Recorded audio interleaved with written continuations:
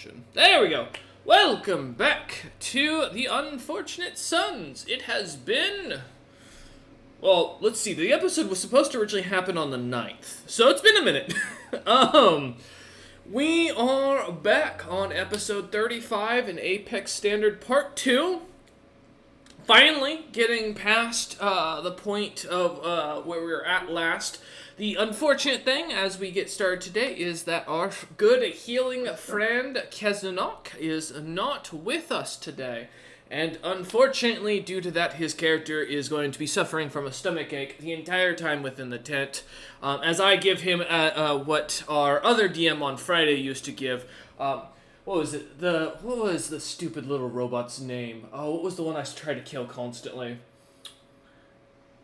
James, what's your stupid little robot's name? A Seeker. That's it. As I give Keznanok the Seeker treatment and watch as he is dying in the tent from a stomach ulcer and diarrhea.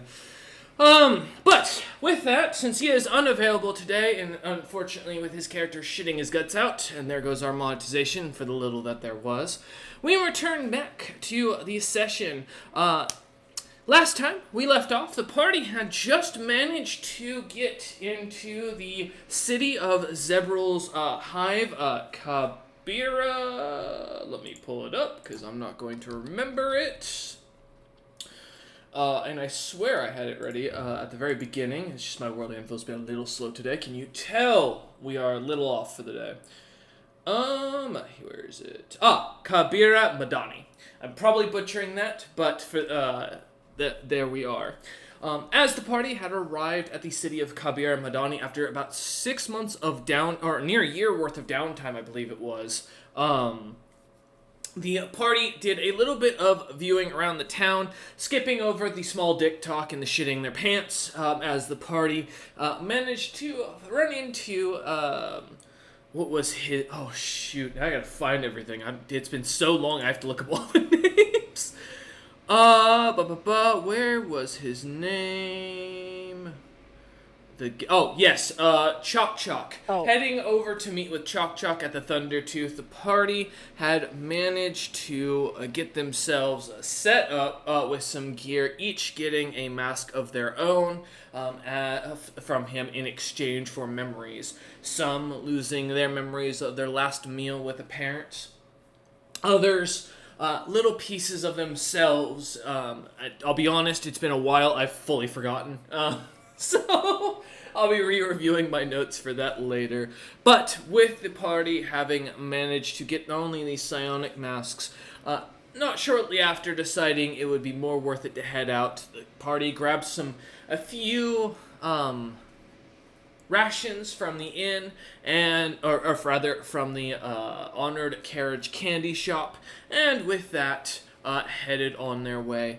Now with blue lays on their necks that will make them work together as a team if they refuse or argue. The party finds themselves heading out into the overall setup of the territory of Zebral, the island of Sunny... I think it's called Sunny Paradise? Yes, that's not his full name, but yes, because he is called the Fiery Dandy, as you were told. Being guided by Skartsmender of House Clan Venkos, the Fiery Dandy, the party managed for, what was it, I think a month of travel? No, only 7 days. 7 days of travel without much of an incident. However, as we rejoin the party on the 7th day, waking in the night as Skartsmender kind of pokes and prods the tent, the sounds of Kez groaning in the background as you can see him over what looks to be a section of the tent that's closed off to work as a John, if you will. As you all start to hear the slight rattling of the noise, the darkness outside only somewhat illuminated by the glowing fire that Skartsmender is sitting in front of as he opens up the tent and looks at you lot to wake you up, mentioning something along the lines as each of you rub your eyes to kind of waking up and still kind of catching what he says, as he mentions something about other adventures. We return back to the party now, waking up, looking up at Skartsmander and his his deep red face, his eyes a glow, a smile on his face as he now wears what looks to be a bandolier of potions. Kind of sitting there as you hear Kesnok groaning from the John. What would the three of you like to do?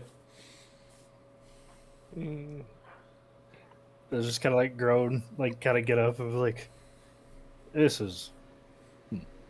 Oh, let's go greet our new guest.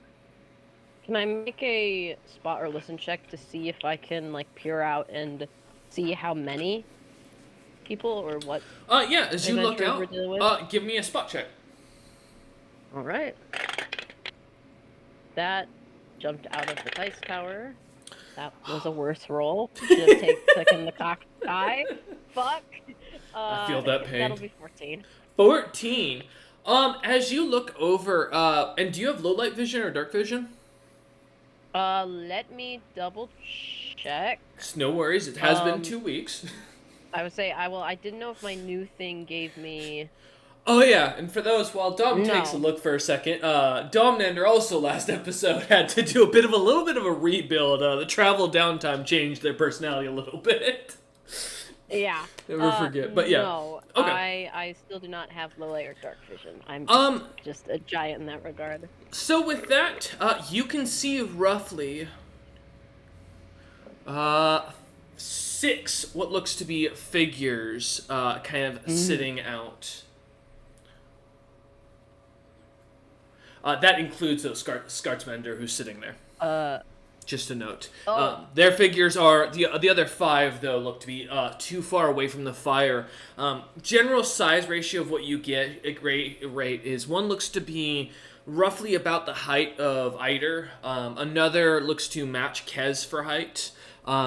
And the 2 seem to be roughly a good bit taller than Eider himself, almost to what you'd expect of a Goliath, or a Feral Goliath, rather. And the last looks to almost look Ned in the eyes slightly. But none are bigger than me, thankfully. Correct. So, from quick calculations, you would know that means they are not Eldritch or Storm Giants, Frost Giants at the very least. Okay, that was my concern. Is if we just had somehow just had some giants pull up on us. So I think Dom peeks out, and then we'll kind of duck back in and like kind of down towards Eider, who's nearby. I don't know where Ned is in the tent. There's 5 of them out there. None bigger than me, but most big ones your sized.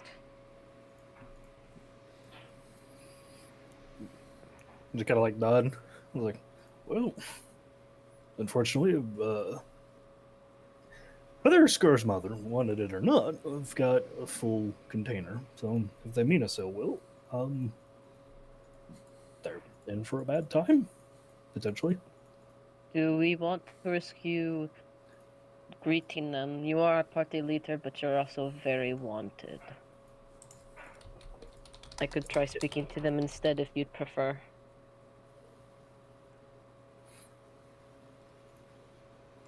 Like kind of like mull it over for a second. I was like, tell you what. My diplomacy's decent. Tell you what, you go on ahead. I'll just and I like tap my like armor and disappear. Oh, cool. Then I will look at Ned and see if how's Ned looking. Ned, as you look over, Ned seems to be awake, kind of listening in on all this. Okay. Ned, if you don't mind coming with me to greet our guests, don't mention our missing friend, and I gesture to where Eider was until we know the coast is clear. By the way, what was your spot again real quick, Dom? It was 14 total. Something else I will note, there is a magical aura, that you can kind of see that is illuminating in the tent towards Ned. Thank you, I forgot about that. That seems to almost give off a strange, bronze-like glow. Eider does not seem to see it at all before he turns invisible and as he's having the conversation with you. I think Dom does a bit of a double take. Looks at Ned, squints his eyes, decides, I'll deal with this later, and just kind of like puts on a, I guess, leaderly front, or at least like a composed front, and I will step out of the tent just full height and just try to get a bearing on like what I'm dealing with. Okay. As you kind of step out, kind of seeing Ned kind of putting his shirt on real quick as he does, I will mention the last thing you note is there, it looks to be a large like cactus upon his back. Let me see if I can find the description. Did I give you one, Ned? I gave you one, and then I gave you the little sub-description. Yeah, let me see if I can find it. Because I remember it was you wanted a cactus. And I have an idea of something, but I don't think that's what you're thinking of, so let me look. Because I knew it was a little while ago. This. That'd be funny. Let's see.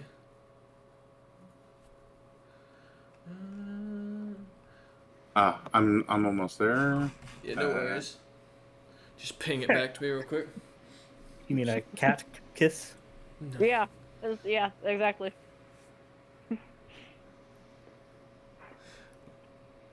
Alright. Yes. Okay. So you do see what looks to be a large cactus with two branches that kind of go off to the side on either. One having like a large red flower off the top of it. The other one having a small bird perched on it. And then under the cactus, like what looks to be on his lower back, is he's like starting to pull the shirt on as you look back over at him. What looks to be a little butterfly, seemingly like almost like a tramp stamp coming out or flying up towards the cactus, is displayed. Ned, the head of the cactus does, in the strangest of light, look kind of almost phallic, Dom. And you're not sure if Ned did that on purpose, or if the artist of this tattoo was just horrible to him. But he does not seem to notice as he puts his shirt on as you kind of step out of the tent. Wait, so he does. Dom looks over, sees a cactus, what I can only describe as a tramp stamp, essentially, with a flower, bird, and butterfly on it. No, with a flower on the top of it, a bird on another arm, and then a butterfly at the bottom of it at his lower back, like as a proper tramp stamp. Okay, so it's like 4 tattoos total. All together into one big scene, yeah. A cactus, if you will. Giant tattoo piece. Mutters under his breath as he's like stepping out to leave, like, the fuck did I miss? And it's just like, again, that just seems like something to address when we're not potentially in danger. But Dom is like, I know I was separate from most of the party for downtime, but what the fuck happened? Either you can't see it currently, is also looking, I imagine, studying Ned's back for a moment, and he's like, what? What? I'm like ready to rock and roll. Just like focused on like the outside. Never seen me put my gear on before? I don't understand. But as you step out, Dom, Skatsmender kind of looks up at you, kind of smiles, Skatsmender kind of smiles and goes, "Alright, I assume you're up. Good luck." As he continues to poke some, what looks to be red vial that's kind of glowing on top, that's on the still sitting on the fire. The smell of almost burning cherries kind of seems to whiff up into the air. Do you know if they are hostile? Well, they started making it rain like a few minutes ago, so either they're hostile or they just want to ruin my day. It might be both. And I guess Dom will like sigh. Wait for a sign that Eider has left the tent, like the sound of him stepping out, or like some kind of cue inaudible. that he's. I like tap you on like the thigh as I pass by. I leave literally no trace. Okay, yes. So when Dom gets the tap, he like looks to see that Ned's there, listens into the sound of Kez sighs, and will begin like walking towards the group. Not threatening, he's trying to approach friendly, but this is the first time he's tried to be diplomatic since he became 22 feet, a pitch black Prince of Darkness with all this new gear, so I don't know how that's going, but you know. Quiet moans and screams coming from inside the tent. You're not sure if that's Ned or Kez as you hear it. All right, as you step forward, what are you going to say to as you see these figures just kind of standing on the outskirts of the shadowy the fire itself? I wait until I'm like at the edge of the fire. Okay. Trying to see them and just be like, "Hello, I was told some adventurers were spotted.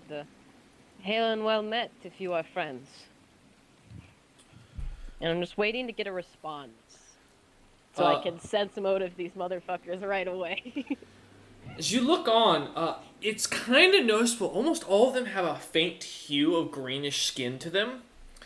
But they all look slightly, almost, something's off as you kind of look on. You're not sure what it is, Dom, as you watch. A short one in what looks to be, these brown nobleman's attire, but almost fixated with a bunch of pockets for where tools can easily be put into. Little straps where you could clearly see a bunch of weapons, potions, vials could be put.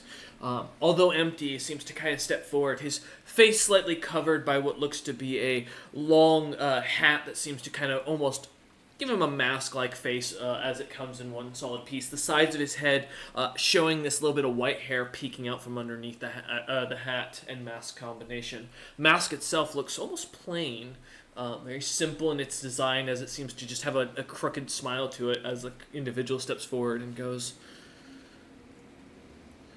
"Why do you hide?" As it doesn't even look at you, Dom, and looks over towards Eider immediately, locking eyes with him. I just give a shrug and says, "Well, to be fair, you showed up right outside of our camp, so checking to see if you're on the up and up, and well, if you're not, then get the drop on you instead." That answer your question? Looks back over towards Dom and goes back up to Dom and Enter and goes, "We mean you no harm, but we seek help. Our boat was crashed nearby and we need assistance in putting it back together.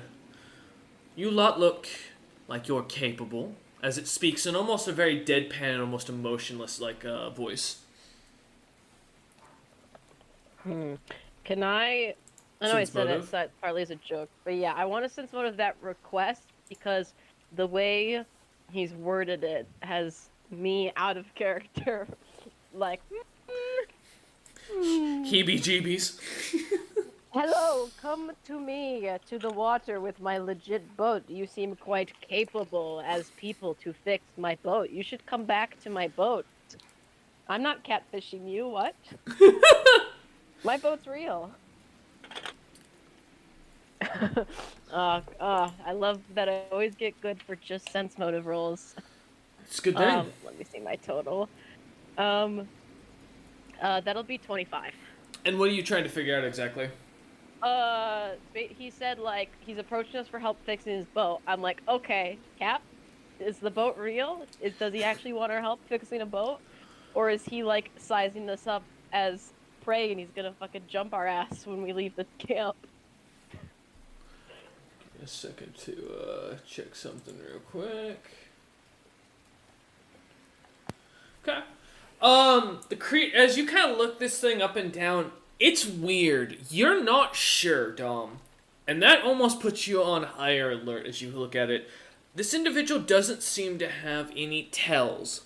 There's nothing nervous. There's no tics. This individual seems almost too natural, too perfect to be an actual living being. As you kind of look him up and down, something just doesn't feel right. But you're sure 100% there's a ship. He seems to have no inflections from what you can tell, or there could not be. There's just no sign. There's no telling. Can I make a check if it occurs to Dom to check? I assume it'd be an Arcana to see if these people are illusions, if they're magical, if they're just fake. Well, for your own knowledge and in character, you'd know this. Illusions are only checked as if you can do a spellcraft check to see if there's anything around, or you can do a knowledge arcana to see if you know a spell. But to interact with it or to deal with an illusion, you have to interact with it.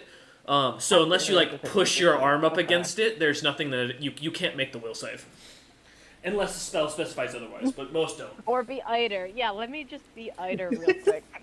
Well, it's like the Sun's tier. However, lets me... yeah, go ahead.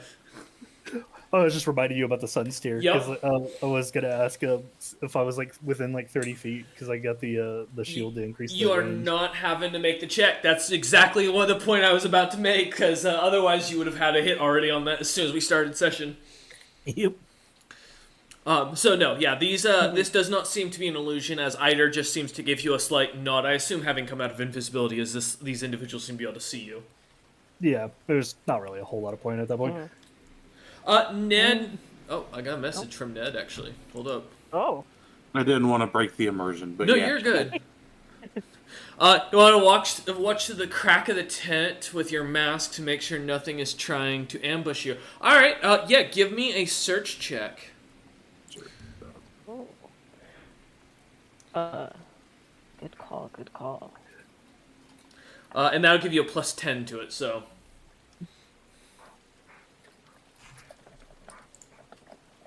30.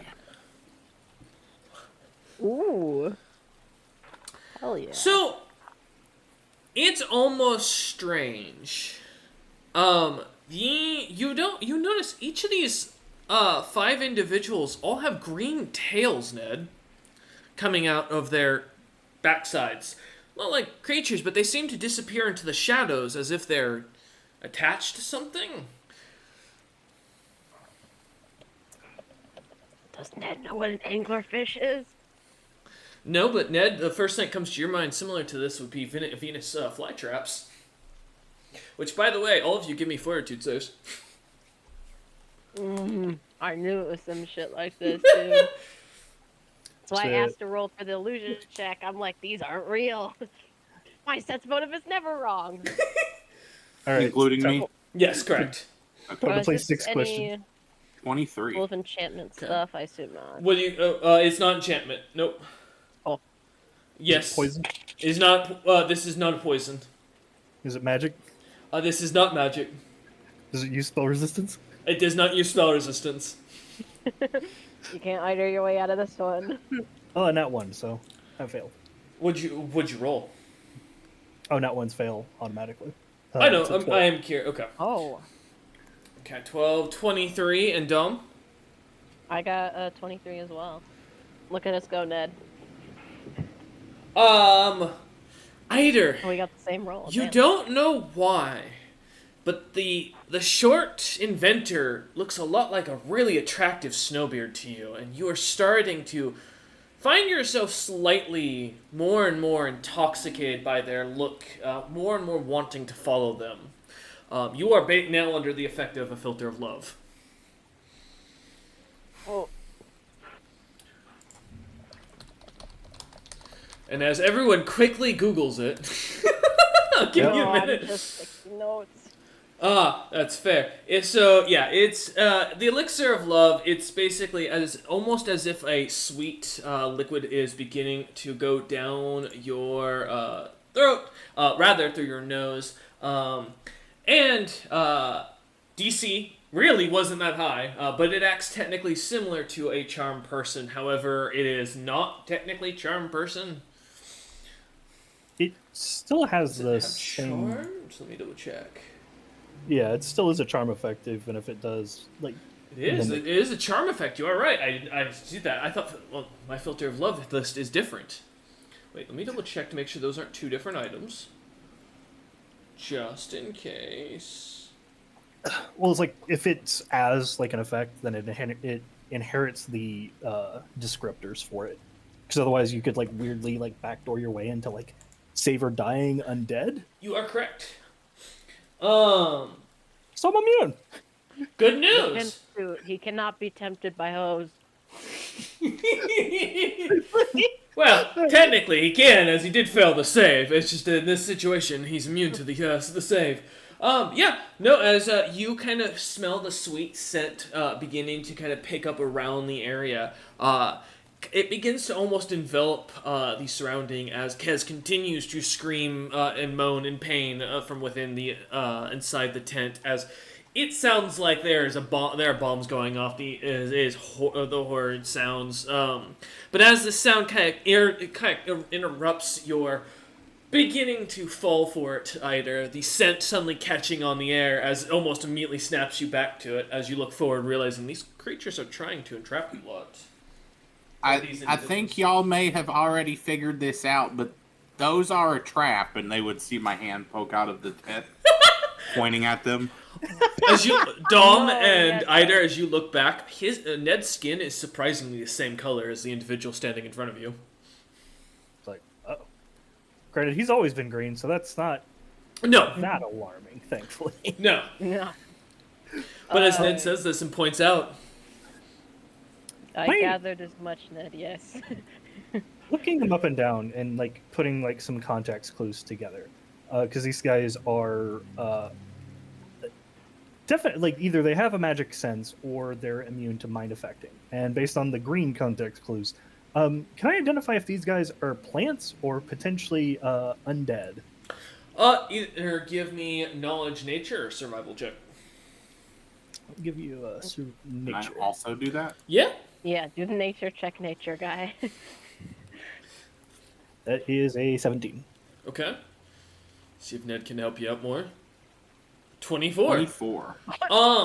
So Dan, I mean, with a 17 in short with Eider's question, yes, so you can tell these individuals are plant-like. Either they're directly plants or they're a plant-like creature. What plant? You're not 100% sure, given this is a very foreign island. You've never really seen things like these before. Rough guesstimation, though, it looks like this creature acts similar to a Venus flytrap, which are similar to, as soon as you kind of get the scent in the air, you kind of realize these creatures are almost identical.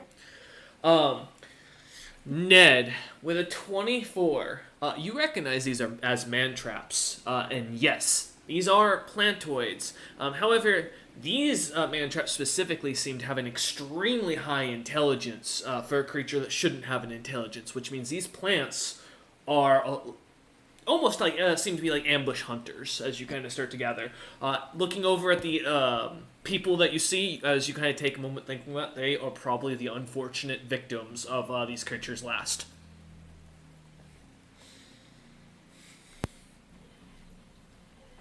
Grim.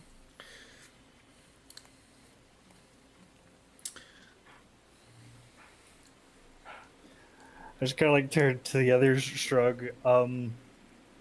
Do they have like a wet, sickly texture? Like they're potentially not very susceptible to fire? Looking it up and down, his skin, it's hard to tell from this, from what it looks like. Nothing seems to glimmer from the light of the fire, but it is lightly raining right now, as you look up to the skies, and their skin is slightly damp from that, so... Ned, do you know if they will attack us if we ignore them? Ned, yes. Ned, they are looking to eat you, as you can probably gather. They seem to be ambush hunters, so, yes. We are food. And already trapped. Great. Wait, the guy said they summoned rain. How could they summon rain? Oh, druid spell. Very easy. Oh, motherfuckers. Also, they're plants, so druidic magic, plants, you know.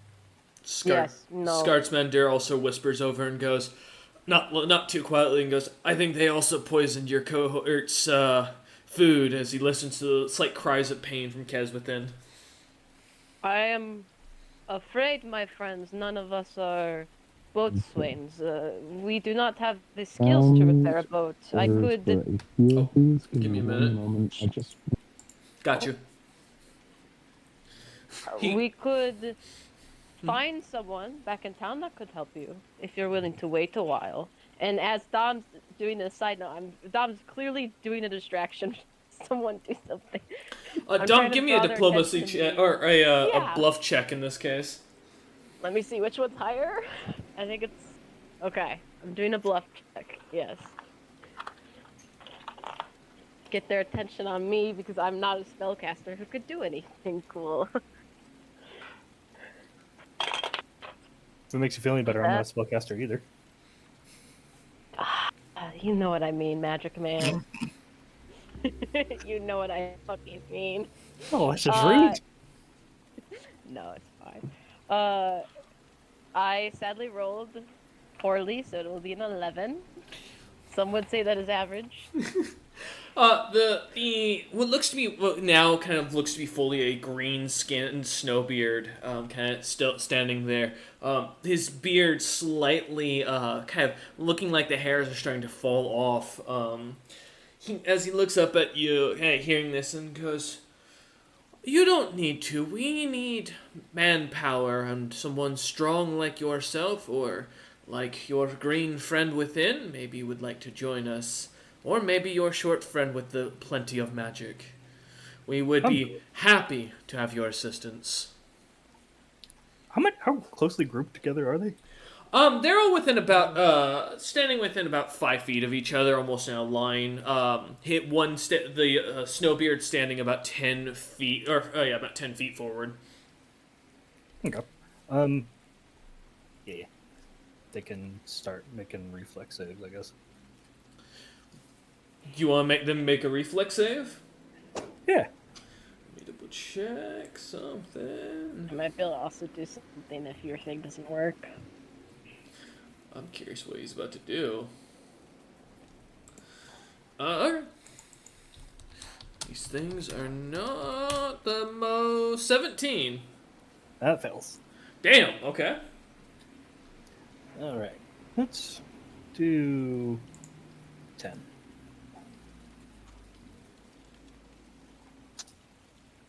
They take 43 acid damage. Oh! As you shoot the acid out at the creature, the Snowbeard kind of almost jumps back. You can't help but notice his feet don't jump, but his body lunges backwards almost immediately, pulling back towards the shadows and into towards the line. None of the acid that seems to get onto him seems to do a thing as he stands there kind of wiping it away. Oh, it's a cloud.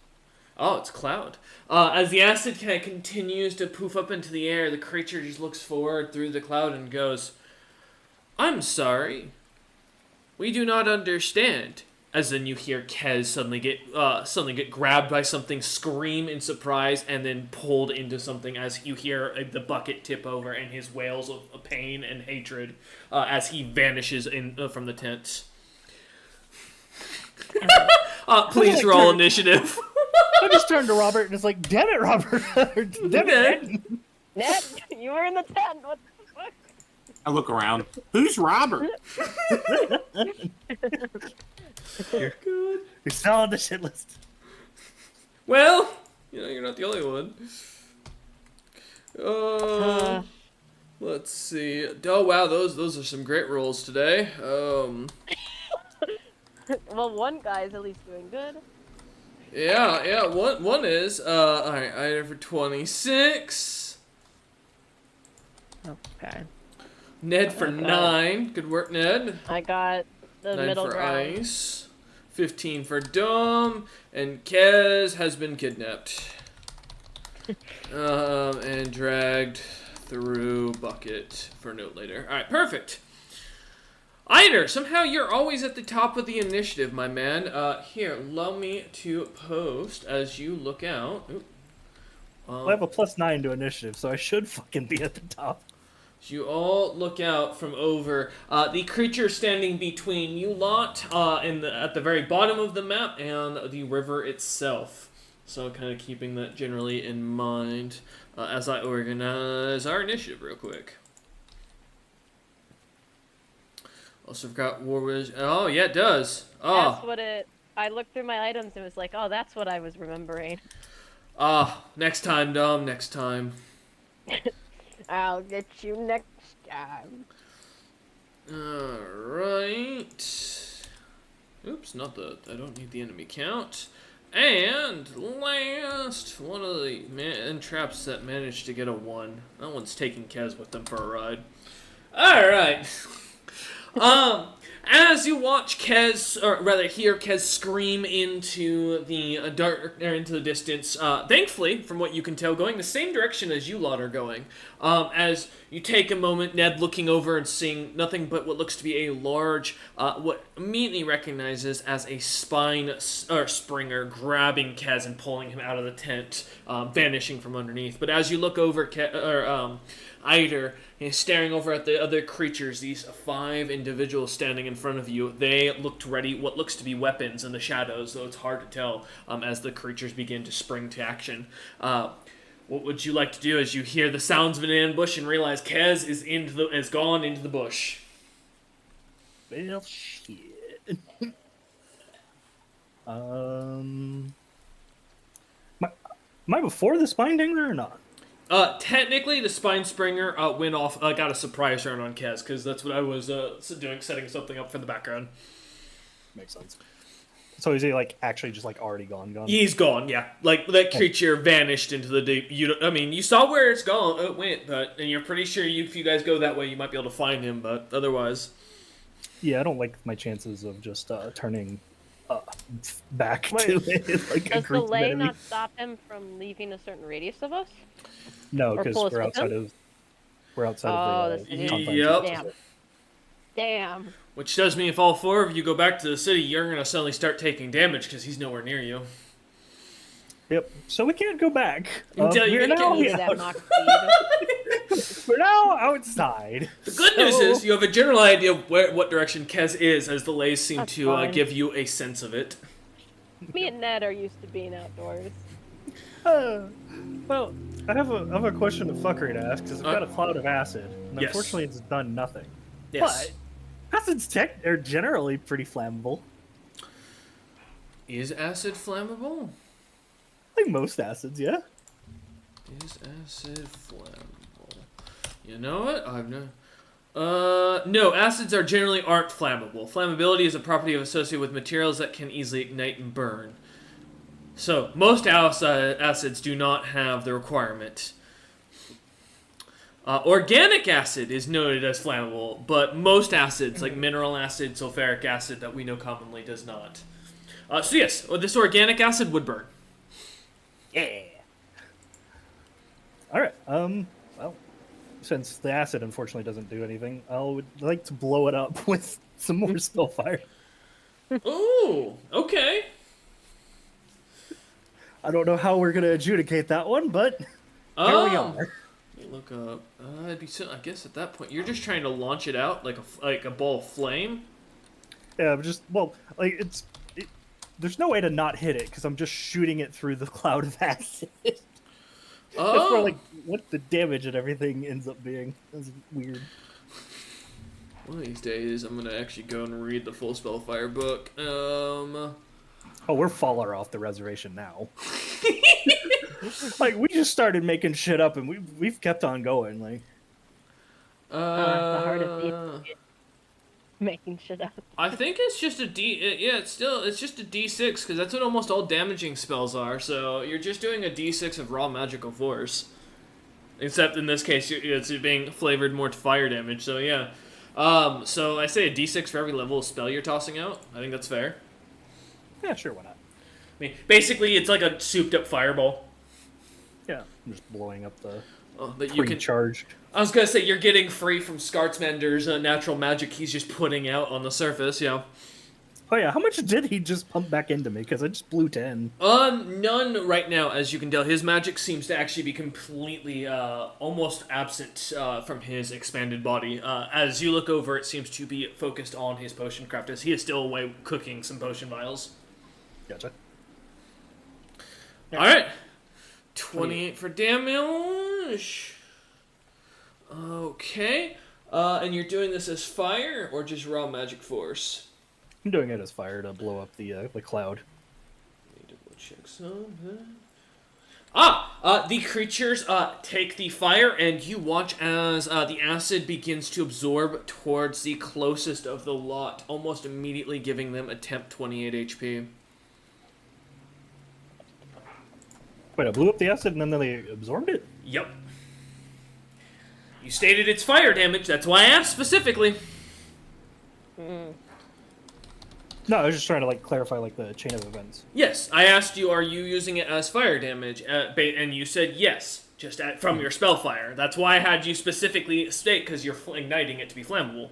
So you're launching out a flame. Yeah, and as you just realized, these creatures eat fire. You can thank Tun for that. Gotcha. No, I was confused because like you were saying they were eating the acid. And I was like, No. I was trying to like get that line of events thing up because like acid blows up and then they eat the acid. I was like, what? They eat the ignition. Yes. They rewind time, Eider. Yes. Suddenly they rewind time back to when you were born and devour you whole. Sounds about right. He's got less protein on him then, though. They'd want him big and full. With that, Eider, I will say common intelligence. If a creature is immune to fire, it's probably got a weakness to cold. Given this is a very, as you realize, tropical island, starting to put two together. Yep. Fortunately, that's all I got for this. Well, no, I could do my dial. You haven't moved. Yeah. The dial is a swift action, thankfully. Oh no. It's time to cook.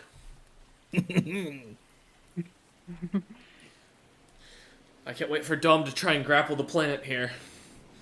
Alright. 3 rounds. 3 rounds. Okay. So, I was like, pull in 5, and then we'll just, like, AO or Kona cold them. Okay. As you, so you're switching out your item in your gauntlet? Yep. Getting Dragothax to do it, since I upgraded him to be able to do that for. Okay.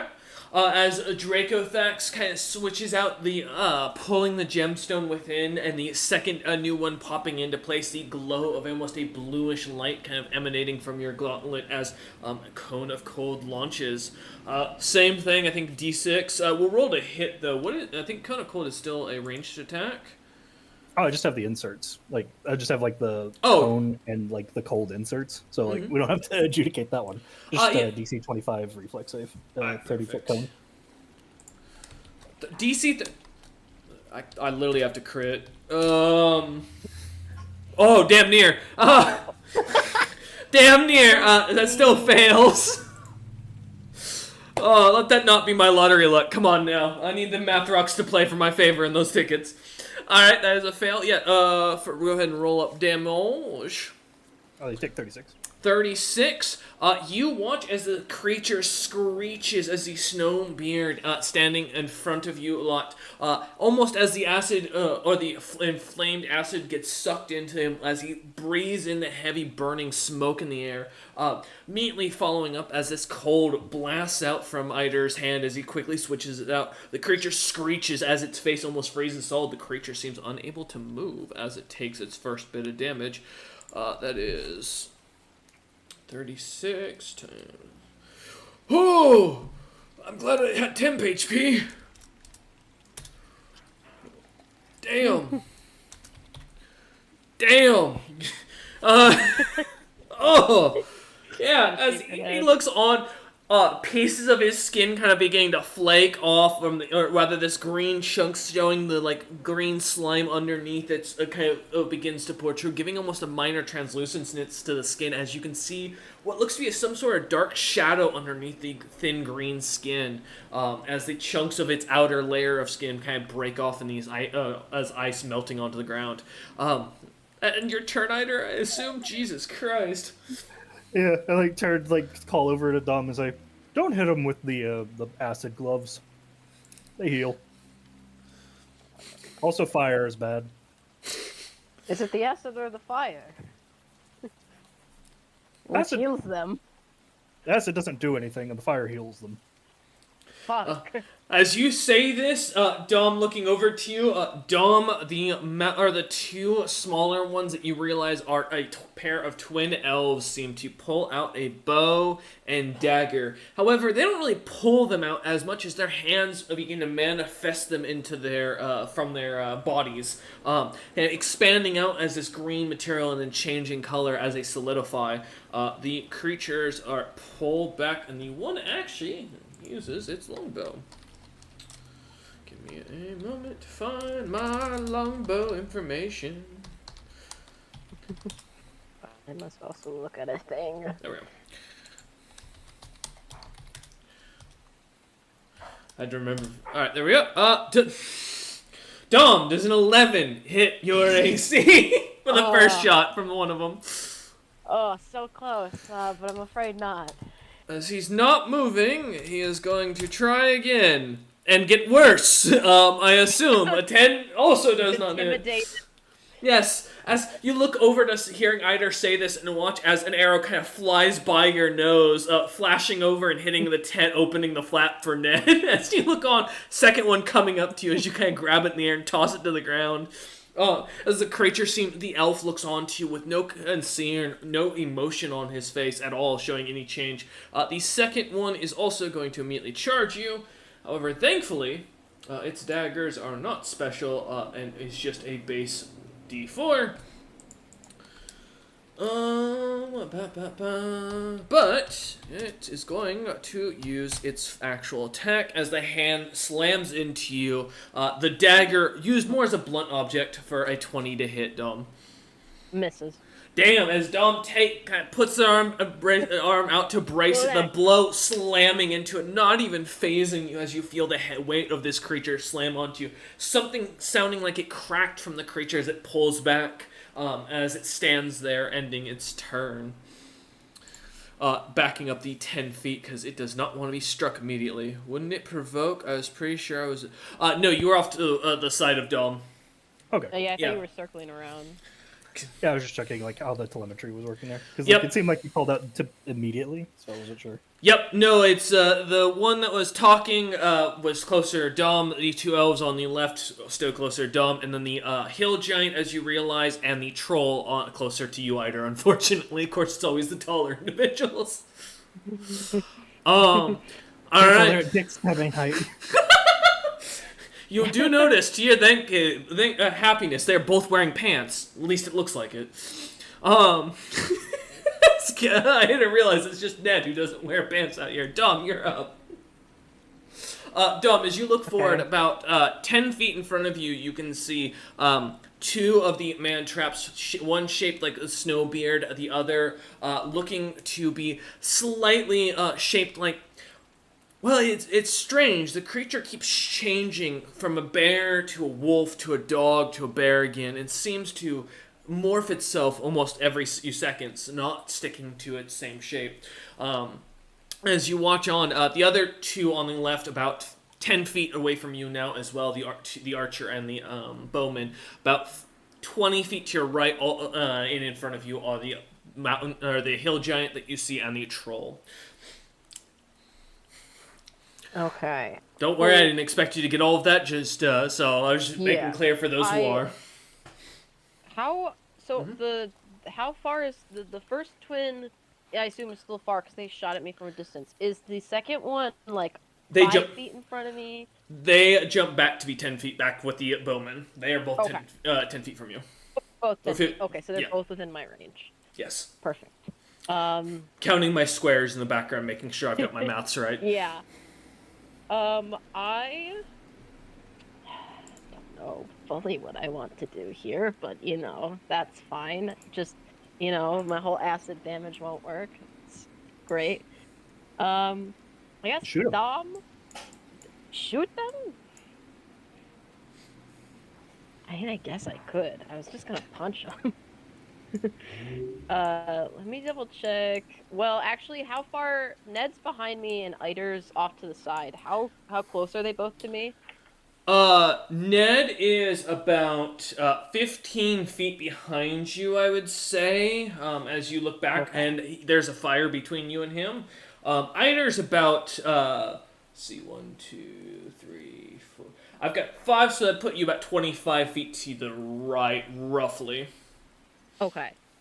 Because I'm not sure how the man traps are in location to each other, would there be a way, if I got my sling out, to aim in a middle and get them within like a 30-foot radius? Like to shoot at the ground instead of at one of them, or if there's one of them in the center? Here, I'm gonna give you guys a full, map to save yourself sometimes. Okay, I am laying the map, I just don't know where they are on the map. No, I got you. It'll be easier to do it this way. Cool. Because I just don't want to get Ned or Eider in this. It's okay. You can't technically hit me, but you can hit yourself. Yeah, well, that too. Okay. Roughly there. So with D for Dome, the S over on the left for Scartsmander, and for Ned, you can kind of see the T for the tent. I didn't want to draw a tent for you guys. So I put another T on the far right for the Troll and the Hill Giant that Eider is kind of facing off towards in the direction of. The Acid Blast being in the center of the road, kind of between the Snowbeard and the Hill Giant and Trolls. Okay. And like I said, the shape-shifting one seemingly keeps changing its form, and it's hard for you. It seems almost impossible to keep track of the creature, as if there's something about it that's kind of causing your vision to blur towards it. 1, 2, 2, 3. Little wordplay for those at home. So I could try to download this real quick to put a mark, but I believe if I shoot at like that tree, like we're between the bush and the trees along the road, I think that would get all of the enemies and maybe Eider within a 30-foot radius. Let's see. 1, 2. As long as it's not me and Ned. Yeah, you would. That is, you'd hit the Hill Giant. Okay. You wouldn't hit Eider if you put it like right behind, or right on the Snowbeard, or right behind him. Perfect. Because you'd also hit the Elf then Twins. Would I, if I'm rolling to shoot the ground and not necessarily them, do I just still roll to hit? You still got to roll to hit where you're aiming, yes. Okay. But the DC is a That's 5, right. I think, if I remember right. Yeah, ground DC is 5. It's because technically it's not hard. Majorly fuck it, guys. But it's the joke of like the cowboy who pulls out a gun. He wants to shoot a rock, but instead he shoots right to the right of the rock. Well, technically he still hit the dirt that he was aiming at, but he didn't hit the rock he was aiming at. So. Yeah, I need that rock. So that will be. Where's my bonus for this? My sling. So that's a 12 to hit. I'm not hitting anyone exactly for the That sling hits. damage, but I will roll for the shards, and then I will have Wait, is this the obsidian? Yep. Yes, it's the obsidian shatter Oh, I hate shard. you. I forgot about this. Splinter shard. So I'll roll for the number of shards, and then I'll need reflex saves to not be hit by them. I don't know if that's per shard or just... It is. Oh, no. But you choose where the shards are going, so kind of keep that in mind. You only get so many that are hitting. It's kind of like a magic missile system, because I'm just going to keep it easy. I'm not going to make you roll. It. I got a 3 on the d20 roll, so I get 3 shards. Alright, so you can choose where they go, and then they'll roll for it. I'll hit both the elven ones on me and the Snowbeard. Okay. Snowbeard, I wanna who's clear really out messed half the up. Spider. So I'll need... Well, actually... No, actually, can I do the Snowbeard and the troll and the... Is it half giant? Hill Giant. You won't be able to hit the Hill troll on the far right. He is too far out of the range, but unless you want to aim it to the right further. But so then you will hit Eider potentially. Oh, then just the... Okay, so I can't even hit him. Then I'll just do the Snowbeard, Hill Giant, one of the elves, and I'll need the reflex saves for them. Alright. Thank you. I appreciate that. I love the humor. Okay. So that is a 5, a 22, and a 10. 22 succeeds, the other 2 fail. Alright, so you said Snowbeard, or you said Hill Giant, Snowbeard, Elf, so focusing that down, so the Snowbeard succeeds. Oh good, the one on very little HP succeeds. Fantastic. Yes, great. Alright. So I think it is, just 1d8 per shard. Yep. So and then I don't think I get the, like, sling damage because I didn't hit a target specifically. Correct, yeah. More importantly, they get the implacable damage. Yep. Oh, yeah, they get the, 2 additional points. Yeah, the bleed. So I'll take 2 additional points of damage at the start of my turn. Thank you for the reminding. I was looking through it. This is my first time using it. Unfortunately, these creatures can't bleed. These are plants. Remember that.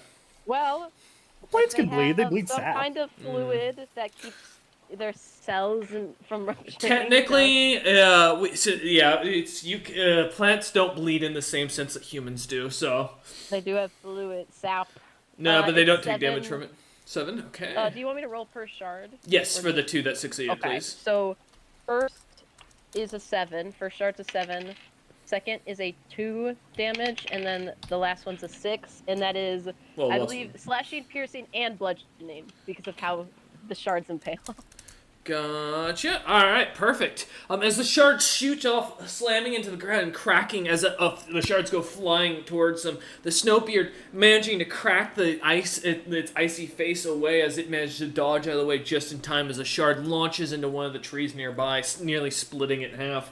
As the creatures kind of look on you with a little bit of surprise in its face, somewhat hidden behind the shadowy mask as the creature looks on. Oh. Now that I've got your attention, and then I will cock and fire again, as I'm not going to move, and I'll take my second attack. Alright. You aiming at the ground again? So, yes. Okay. So, that will be a 11 to hit. 11 to hit. That hits for the ground. Let's see if I get more than 3. God fucking damn it! Oh my god, I got 1, guys. You can't make this shit up. Nice! So what was the one that looked at me with surprise? The Snowbeard who managed to dodge? Yeah, I'm getting him. Give me a dex save. I want you dead. 14? Fails. Oh, alright, let's see what you got. You're mine. This is ridiculous. 6. You watch as the shard goes flying towards the ground, and as Dom angrily looks at it, not managing to hit the ground hard enough for the thing to explode out. Only one of the shards goes flying, and as the Snowbeard looks on with surprise, a few seconds later, his head explodes as a skull goes flying off to the ground, tumbling forward, and the bell, what looks to be a bell-like kind of casing, begins to open up on the creature, letting the bones of the Snowbeard and what looks to be some gear almost drop to the ground, some armor, what looks to be some sort of weapon, and what looks to be a large backpack full of things. As the creature suddenly pulls itself back, the tentacle seeming screeching as it does, the other 5 remaining seem to screech as well. Wonderful. For after my attacks, let me double check a description of something I have real quick. New stuff, you know how it is. Swift actions of what you got or an immediate action, if you got anything? I believe it just says, each round in addition to its normal attacks, I can make a bluff check. So I will, oh wait, let me see if they're within range. They're immune to mind affecting. They are. Well, the bluff doesn't do anything. If just a regular bluff check counts as mind affecting? It's what's the one action? It's the feint. Is it feint or whatever? Yeah, it's basically that. It's part of one of my graphs. So it's not like magical. It's literally just me bluffing them. So I don't know if that counts. That's fine. Let me see. Feint. It just says bluff check opposed by sense motive, and then it would give me bonus on my attacks next round if I succeeded. Sense motive can result in melee attack against the target when they're fainting. Against non-humanoid, you take a -4. Against an animal with intelligence, you take a -8. This is an intelligent creature. Yeah. Technically, because it is an intelligent creature, you can. There's nothing in here that says that it can't, because it's not a charm.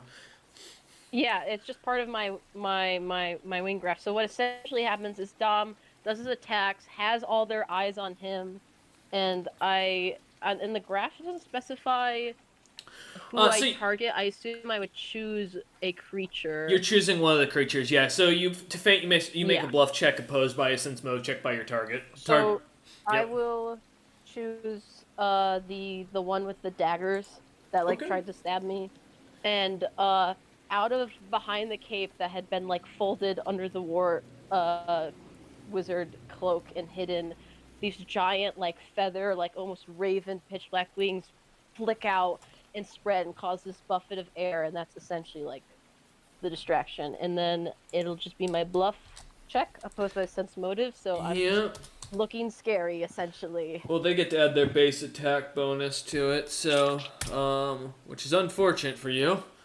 Well, it says on the wings just sense motive. Yeah, it's to feint, make a bluff check opposed by a sense motive check by the target. The target may add his base attack bonus to the sense motive check. If your bluff check results or exceeds your sense motive check result, the melee attack, the next melee attack you may make it. Yeah. On the wings, it doesn't say feint. It just functions like feint. So I don't know. It is feint. Yeah, it's gotta be. Okay. Because I know on the graph description I got, it just said bluff opposed by sense motive, so I wasn't sure if it was exactly feint or if it was. Yeah, if it's supposed to be bluff or sense motive, that's a feint. That's how it's officially ran. Okay, cool. So then, my total bluff. However, you cannot feint. I don't. Well, wait. Does your graph specifically let you do it as a? Well, my graph specifically. Yeah, that's why I didn't know if it was a feint, because it just says, in addition to my standard attacks, I make a bluff opposed by their sense motive on the graph description. So it's just like an extra free. It's an immediate. Action. Okay. Usually that would count as a standard action. Yeah, that's why I'm like clarifying, because in the graph it's just like each round in addition. So it's like once per round in addition to attacks. It says make bluff check opposed by opponent. Oh, okay. Got you. So it's part of it. Yeah. Okay. Okay. Cool. Good to have that clarified. First time using things. Yep. Always confusing. So what'd you get for bluff? That will be 20 even. I rolled 20 even. Unfortunately, the creature does beat you. Also, that's with your -4. -4. Yeah, when fainting in the way against a non-humanoid, you take a -4. I thought because they were intelligent, it was still. It's still not a non. These are non-humanoids. Oh. Oh, okay. Because they're plants. If it's going by fate rules, then no, that would have been a 16 then. Okay. Yeah, definitely. So as the creature manages to easily see through it, as you kind of get ready, getting up into its face, standing near the creature, trying to fake an attack, as it watches your wings expand out, it is not impressed and seems to just stare at you, almost with a lack of emotion. Okay, well, there's another free thing I just get to do as a monk. I designate my dodge AC bonus against it. Right. At the end of my turn. Alright. Oh shit, didn't work. Guess I better make sure you can't hit me. Ned, you're up, my man. Oh, let's see. Alright. What you got? Sitting in this tent, the flap's been open. There's an arrow on the other side of it. There's also a hole where the John was in the corner, where Kez got pulled out of. So out of on the picture, the one in the middle is the one that died, right? Yes. Correct. Okay.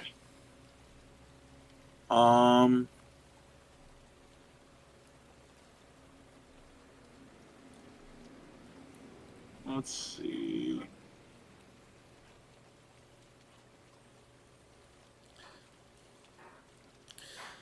As you kind of look out into the cold, flickering lights of the fire. A loud construct in the distance shouting its roar. Perfect timing. I know, right? With these plants, do I know, is there any, like, I mean, other than cold, do they have any natural weakness? Yes. With the knowledge from earlier, you would know these creatures can only eat one meal at a time. While it doesn't sound like a major weakness, as you look at them, if they already have bodies inside of them, that means that these aren't the ones that are going to be eating you.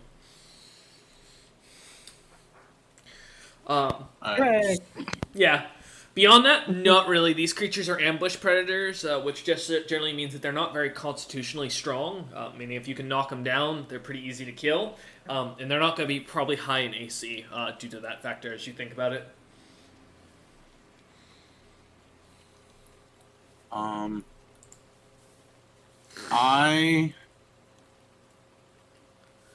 Knowing that, I think Ned's first thing is going to be looking around to see if there are others. Give me a search or a spot check. Cool. I still have the mask on. Alright.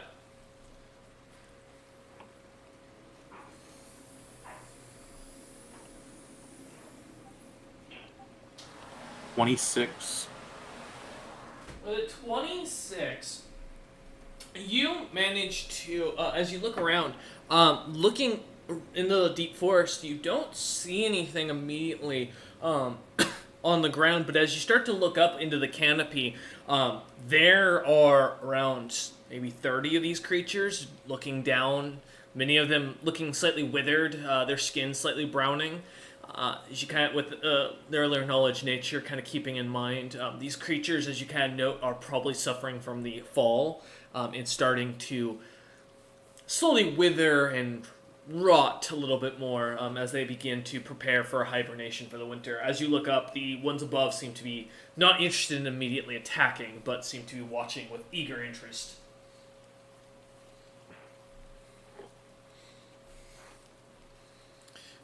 Well, I don't mean to concern, but we are surrounded when it comes to the sky. Just kind of like casually look up. Oh. There's at least 50. There may be more as you look up. They're all over the trees.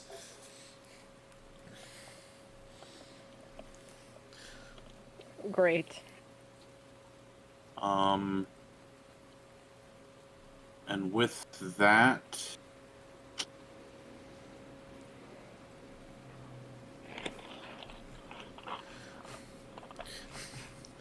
Ned plans for his escape. You're stuck with us. Whatever you do, don't cast plant growth. I feel like that might backfire. Well, if you cast it on a rival plant that eats man traps, maybe. Quick, find an invasive plant to the island to kill off the native growth. I do love the smart-ass idea of like casting Entangle on them. Using their own vines against them. just think about it. I'm not gonna lie. I will say, something to point to Ned, these creatures don't have a natural predator, by the way, which means that they also feed on illithids. Interesting. You are not grappling them either, no. Didn't fucking ask to. The hell? You're not gonna do it. I'm not letting you grapple them with your plant juju over there. I'm not gonna fucking grapple a plant. This is the dumbest idea I've ever heard. Entangling these plants. Oh, that's not a grapple. That's just a reflex save. That's like tying their shoelaces. You're right. What are you thinking, Ned? I think Ned is gonna make his way out to be by Dom. Okay. Stepping up to stand by Dom, okay. So are both the elven twins standing in the same spot? Yes. Mm-hmm. They do seem to have the same square.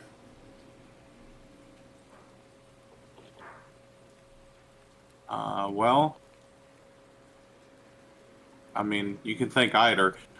Ned is going to slam his staff on the ground and cast Entangle on the elven twins.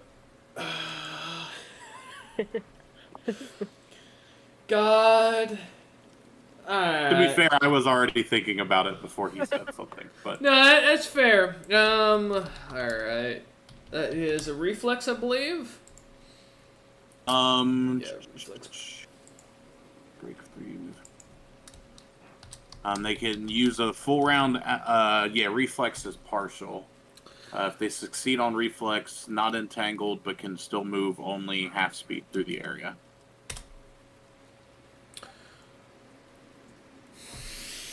Fuck. That's a 6. Ouch. That fails. Yeah, no, I figure. As you watch the roots of what you realize, as you start to feel the ground rumbling, as you look around, Ned, and see faces on trees begin to awaken and open their eyes, looking on at you lot, you hear in Druidic angry grumbling coming from the trees as their roots are pulled out of the ground and begin to attack these creatures, entangling the two elves as they do. As you look up as well towards the canopy, you also begin to hear the rustling of the trees, and there begins to sound an aggressive struggle above in the canopy as leaves begin to fall, little orange and brown leaves that begin to kind of add to the pile. Because of that, Ned, we got something that'll be coming up for you. But as the two elves are entangled, what else would you like to do? Well, I moved to get out by Dom, so that would True. be my turn. All right. This is about to get really interesting. We're about to see a turf war. All right, ice, as they are still wrapped around your body, Ned.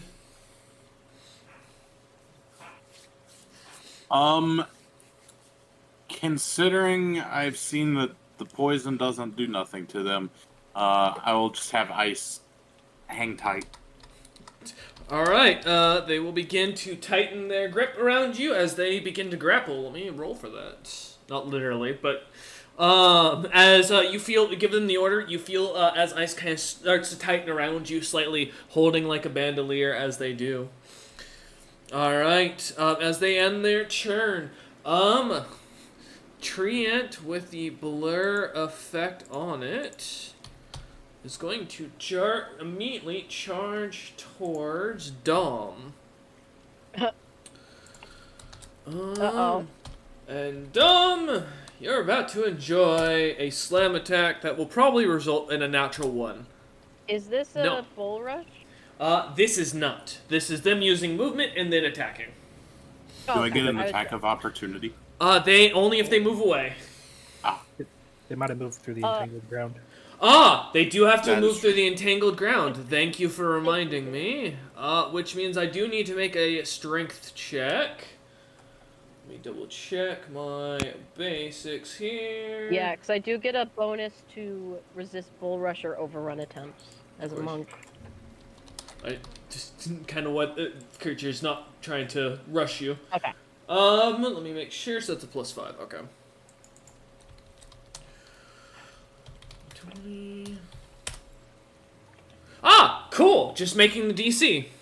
Alright, the creature can break free or move half its normal speed by using a full action to make a DC. Oh, fuck. Nope. Never mind. The creature is going to rush up to Dom, look them in the face, and give them a nasty glare as they end their turn. As that takes the full turn. Alright. So are we like the same height? How tall is the tree? This individual is right now the size of a giant, but as you look, or not the size of a giant, the size of a bear, being a large individual. So this creature currently stands about 12 feet in height. However, on all fours, and due to the blur effect, it's really hard to get a look at them, almost as if they keep popping out and into reality. I watched this tree creature pull up, stop, stare up at me with a glare, and I'm just like, what? I know I'm a freak of nature, but what the fuck? The creature seems to stare up as the vines kind of tearing off its leg, holding back the treants, roaring something, an angry yell in Druidic as the forest begins to rumble. Ending that man traps. What does it? What does it yell? Yeah, that's what I wanted to say. What does it yell? Very Ned. You're in character today. I love it. As the creature yells out, it seems to be something unintelligible, almost a grunt or a primitive roar of sort, as the creature just seems to be angrily screeching out or roaring out. No. Please do not. Alright, as the creature roars out, Ned kind of listening and hearing the angry growls from the tree in this almost primitive form of language, not really saying anything, but just pure emotion. The other two man tramps are up. The the hill and troll. Don't worry. I just have it as M because I have man trap next to hill, so I keep putting M giant. That'd be a lot scarier. If this thing ate a mountain giant, this would be a lot worse of a creature to deal with.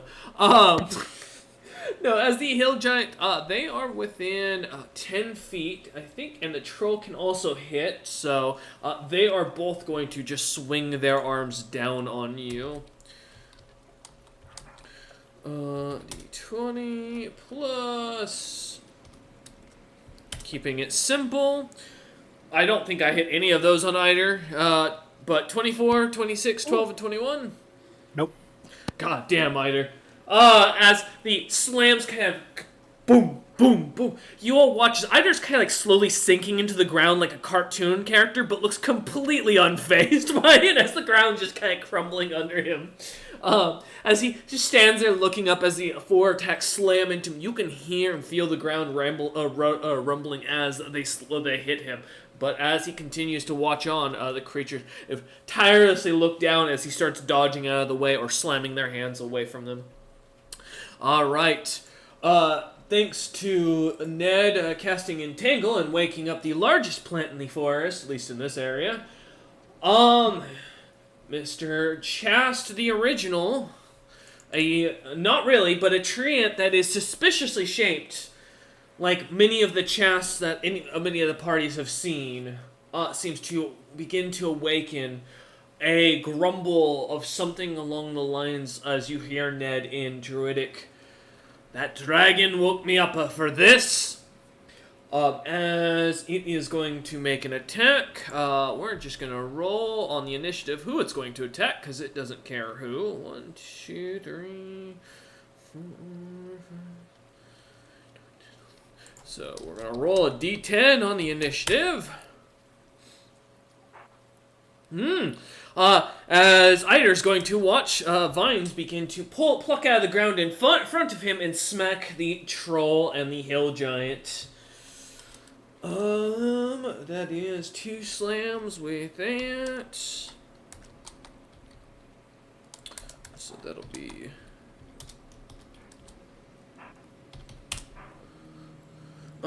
hitting each of those, shockingly. Yeah. Oh, that's gonna be terrible.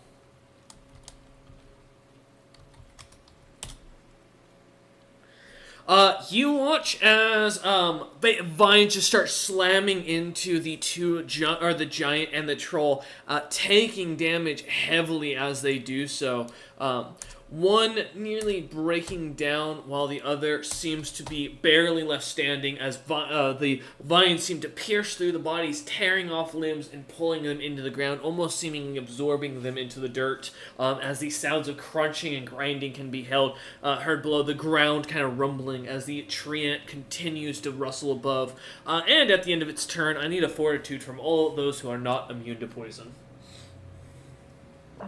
Okay, so it is poisoned. Yes, this is from the leaves of the treant as they wiggle down to the ground and begin to... you're immune to poison, I thought. No, I'm immune... Well, I had an effect that I was immune to disease for a little while there. But I didn't shape it because we're no longer, fighting a town of undead zombie plague. That's fair. Okay. Well, 30 still succeeds. 12 does not, Ned. I'm sorry again to poison you. I know I keep doing this to you. It is not my intention to be this horrible. And Dom, I assume you're immune? No, I'm double checking. The feat I got only makes it immune to me poisoning myself. I can still get poisoned. So I got a 16 on my save. I'm assuming that fails. No, you succeed by 1. Oh. Well, Ned. Immediately, nothing happens. As you breathe in this strange scent that almost is, kind of like the scent of crumble, like old, what's the term called? Mulch. Like fresh mulch almost that's been kind of sitting out for a while. You get that scent of it being kind of a little bit more dirty and more rooted into your nose. And it seems to be the only thing you can smell as the leaves begin to crumble and let out this like brownish gas into the air. I'm sorry, the chat caught me. Ned, as nothing seems to happen though, as in your turn. Oh, I do have to make this save for Scartsmander. Yeah, what's he doing? barely succeeds, also by 1. I don't like that. Whew, that could have hurt. He, as you look back, is still cooking up his potions and ignoring you lot. Alright, as that is the end of the initiative, back up to the top. Eider, you're up. Yeah. As you look in front of you, seeing the the troll and the hill giant man traps, is looking to be wounded, pieces of them torn away, limbs disappearing beneath the ground, holes kind of dotting throughout their bodies. They look onto you as if they are unfazed, though, seemingly ready to continue attacking. What would you like to do? I'll take a 5-foot step up so that I'm within range of them, because they attacked me at the 10-foot range, right? Yep, correct. Okay. So I should be able to 5-foot step up and then double swing. Yep. Oh no. The double swing begins. I'm out of like the tricks at the moment, so like it's not all that big of a deal. Like, they'll be fine. We'll see. Do they have the AC to survive? Oh, where did you roll? General chat? No. Eider swings like James. I feel that. He's not wrong! The only difference is, unlike James, he doesn't usually get pinned down by bone drinkers. I haven't even attacked yet. What? I know. This is slander. Let's see what you got, Eider. So I can't do math. God damn it. No, it has to be an exclamation mark. That is, 8. A 12 to hit. Shockingly, and I'm honestly surprised by this, actually does miss. These creatures, yet still, you really do swing like your cousin. Holy shit. Well, this is why I usually do touch attacks. I pull, for the first time in a long time, you all watch him. I'm a little confident, the last time having swung was on those dragons, annoyingly so, on those bone dragons. Thinking, finally, he's ready as he pulls his hammer out. I believe it's a hammer, right? It's an axe. Oh, it's an axe. And goes to swing at the creatures. And with their very injured bodies, they seem to almost like inflatable tube mans easily bend out of the way and bend almost unnaturally as his axe goes wide the first time, the second time, and as you just feel James in the background go in your head going, God, I'm the same, man. And it just infuriates you, Eider. Just like look annoyed at that film. It's like, what? It's been a while, all right? Last thing I fought were bone dragons. So give me a minute. I'm warming back up to it. Been doing magic for a while. You gotta give the excuse the creature seemingly unresponsive, one missing a jaw and the other seemingly not having spoken the entire time as they stare down at you coldly.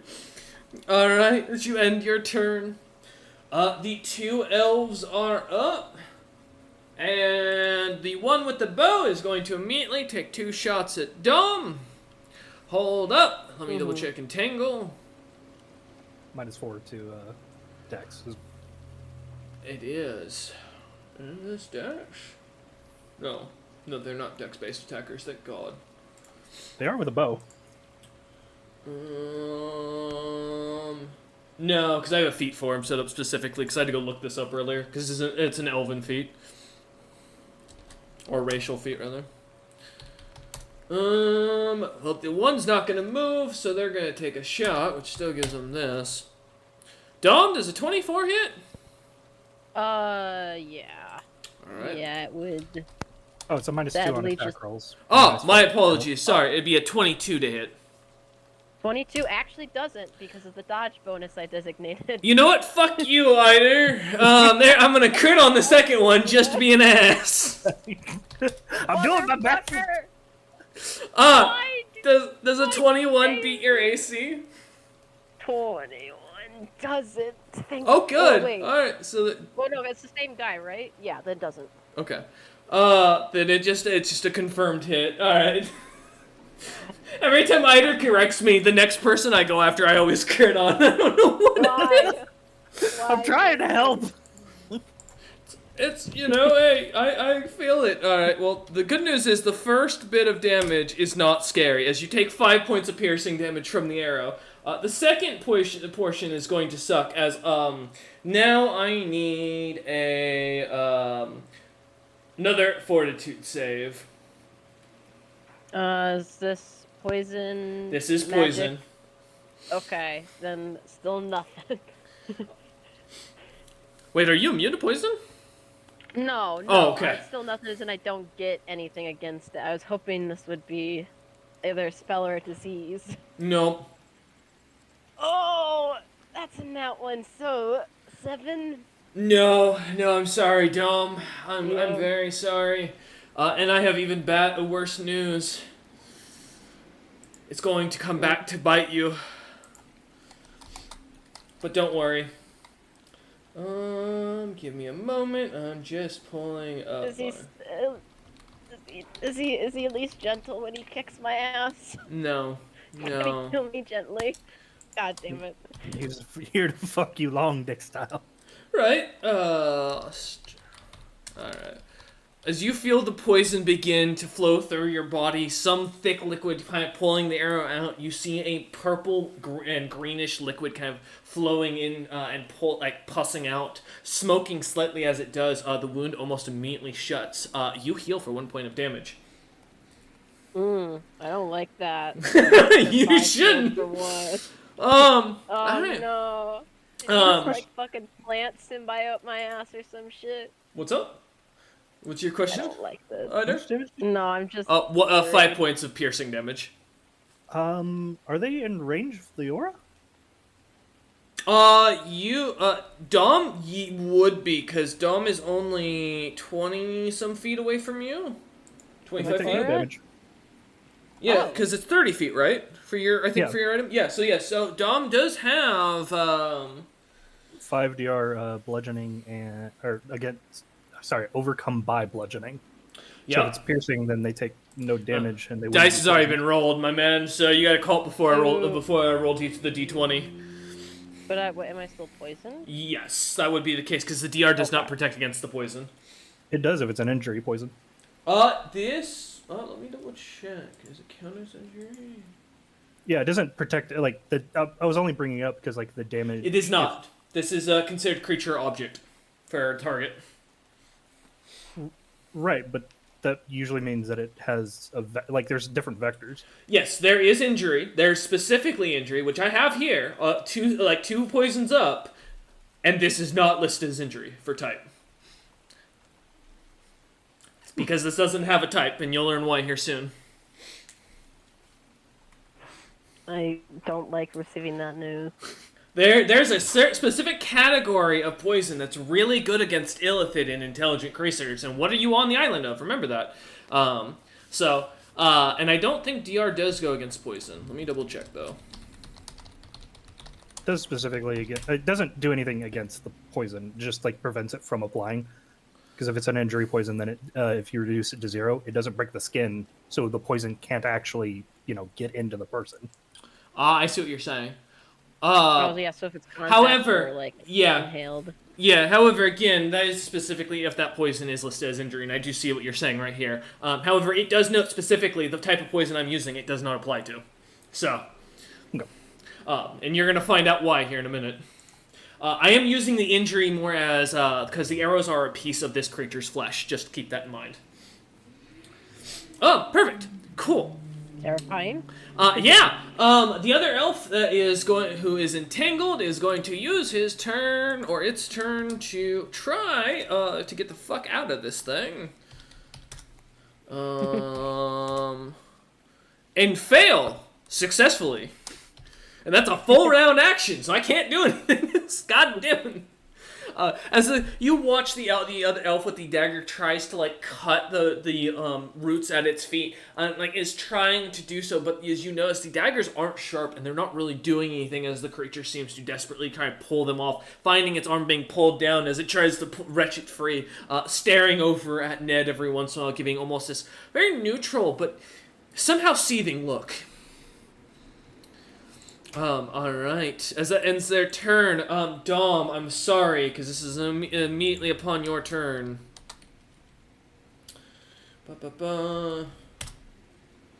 Dom, you lose 2 charisma points. You take 2 charisma damage. Huh? Okay. I was wondering if it was permanent. It is charisma damage. That's why I had to correct myself. Okay. Which is not permanent. So- That can be cured by certain, like, remove diseases and stuff. So let me do, how do I do temporary? So temporary, my charisma goes down to that. Okay. Yep.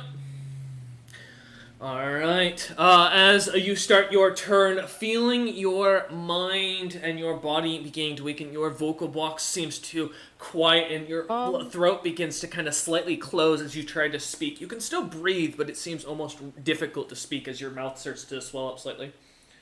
Okay. Quick question. 'Cause Dom would know being a poisoner. I would not know being bad at 3.5.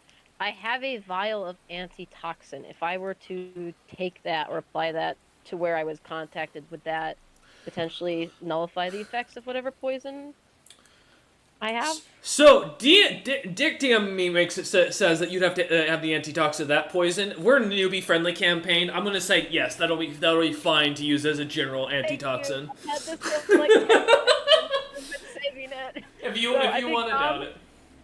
As a poisoner that feels the arrow like contact but not hurt is like, oh, I'm fine. Immediately feels the damage is like, oh, I'm so not fine, and immediately like takes out. Well, I'll use like one of my actions to take the vial antitoxin out and like begin applying it frantically. Like, ah shit, I've seen what happened to Ned. I don't want this. Looking over at Ned as your mouth is slightly swelling, your tongue's swelled up.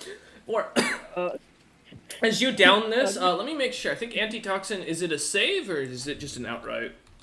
I don't know. I just remember I got it as you get +5 alchemical boost. Fortitude. Okay, yeah. So you still have to make the fortitude save. So please feel free to.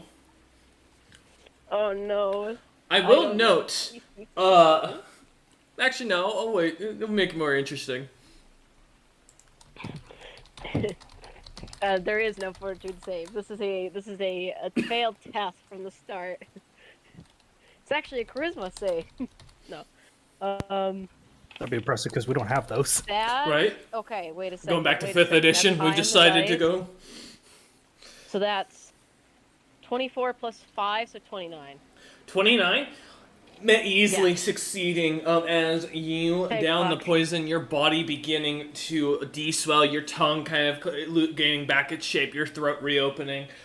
You'll regain your charisma when you next go to rest. As I believe technically antitoxin doesn't get rid of the you still don't lose the charisma damage. You'll just regain it slowly with time. Yeah, I think it just stops the poison from spreading. Continuing. Further, yeah. So the antitoxin effect does remain for an hour, though. Yes, which is good. So it means you have the saves against this. Yeah, it's one ability. Yeah, I figured it was one ability damage for long rest. I thought it was going to be like a week, but that makes more sense. It's long rest. Okay, perfect. Thank you. Okay, so Dom quickly does you down that. Mm-hmm.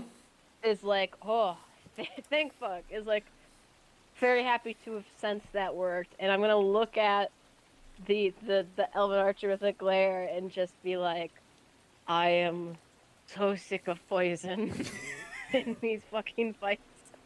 And how far away is it? Still just that like 10 feet away? It is. They are 10 feet away from you still. One is completely, or they're both still technically entangled. One is actively trying to break it. The archer is just staring at you. I have a question. Yeah. For clarification, on a graft I have that I got recently, it just is a natural attack. It uses my range. Yes. My range is 15 feet. However, this is a bite attack. Yes, so you can bite at 15 feet, basically. At 15 feet, that is a horrific mental image. Yeah, you just lunge forward and bite. I love that. Yeah. Dom, like a demented fucking demon from hell, 22 feet tall, pitch black with these horrific feathered wings, neck extends the 10 foot out, and I'm going to bite attack, and I will roll to hit and damage, and if I hit, I will need a fortitude save from this guy. I don't care. Well, he's immune to poison, isn't he? He is. Established. Motherfucker. It is a plant. I thought I read the con damage and then I forgot the poison part. Never mind. I won't do that. That's a funny thought though. You would be right as far as that goes, Eider. Makes you wonder why I haven't been putting that down, huh? Because you might have forgot. Like, no, shut up. I didn't think it would provoke attacks of opportunity if he's just attacking me within range. Don't worry, I'll explain it post session. Okay. I would say I haven't been counting on that because I didn't think it did. Fine. I can't do that. Okay, fine. I'll just punch him then. I'll punch him. I could do that. He's within punch range. I'm a flurry of blows him. Fuck it. I'm mad. I have 10-foot long arms. Just start beating the crap out of this. I'm not even gonna splinter. You've also still got the bear standing in front of you. Don't forget about that. The blurring bear. The bear can wait. Excuse me. Excuse me, bear. I have things to tend to. Okay, so my rolls. So first attack, probably not gonna hit, I assume, because the world hates me. Just 16 to hit. 16? Surprisingly hits. Oh, second one then. I'm rolling really bad. It's another 16. That hits. These are bad flurries of blows. Cool. I'm doing my weakening arm attack with these, which means on the hit, it will take 1d6 points of strength damage. I don't believe it applies per flurry of blows. It's just per attack. So, okay. I will roll my full damage and then that d6. So, motherfucker, I never have as many d6s as I need on hand. My dice are stuck in their tins. This does not bode well. Okay. So that's 7, 8, magical bludgeoning. Ooh, okay. Plus, technically, the gauntlets I just have on, so I imagine that just automatically happens. Mm-hmm. I don't think I control the acid Correct. damage. So that's... Let me double check. I think that is just 1d6? 2d6? I don't think they upgraded last time. Yeah, okay. So, yep, just the 1d6 plus wisdom modifier of the acid. So that's to do 7 of the magical acid. Okay. Ripperoni, if that heals it. Nope, doesn't heal. It just kind of like washes off the creature as it seems to slide off of it, like as the rain kind of pours it off. 2 strength damage to it. Ooh! Okay, brings it down to I could have rolled higher, 18 but again, in strength. the dice hate me. Which means I'm at a 6 to attack. Ooh, you bastard. And then, Okay. wait, let me double check something real quick, because I don't actually remember. Okay, never mind. Yeah, that was my flurry of blows. I took the thing.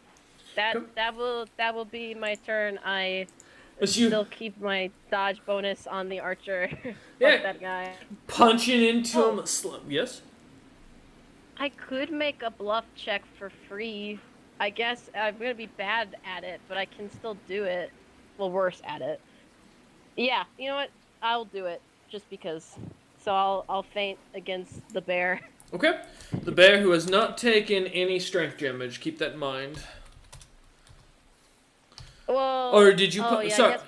Because say you said you were punching you were attacking the archer. So remember that. Attacking the archer, but I wanted to feint the bear because the bear's closer, I believe, right? Bear standing right in front of you versus the archer who's 10 feet in front of you. Yep.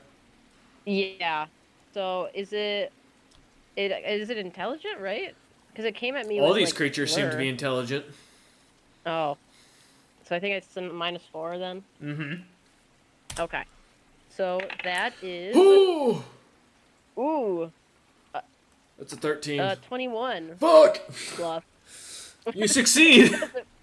So I get +2 on my competence check to my attacks against it next turn. Yep. Nothing crazy. As kind of biting at the elf, tearing into it as you pull away pieces of the plant, spitting onto the ground, the acid going flying everywhere as the creature stares up at you.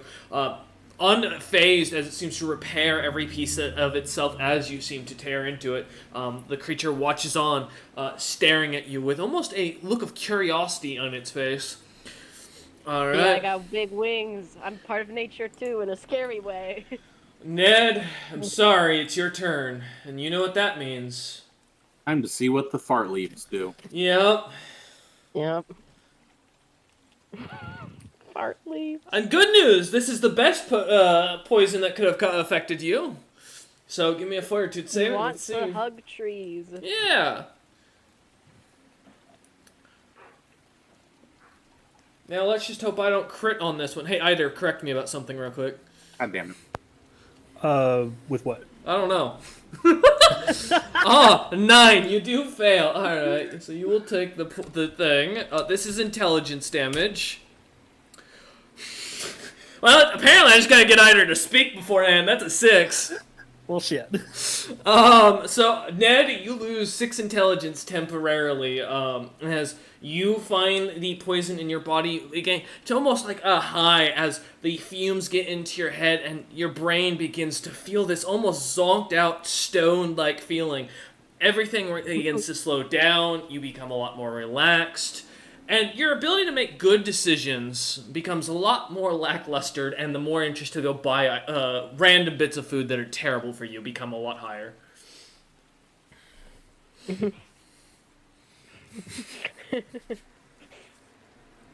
How far are the archers from me? 10 feet from you, standing, because you said you moved up next to Dom. Okay, so they're within my reach with the 5-foot step? Yes.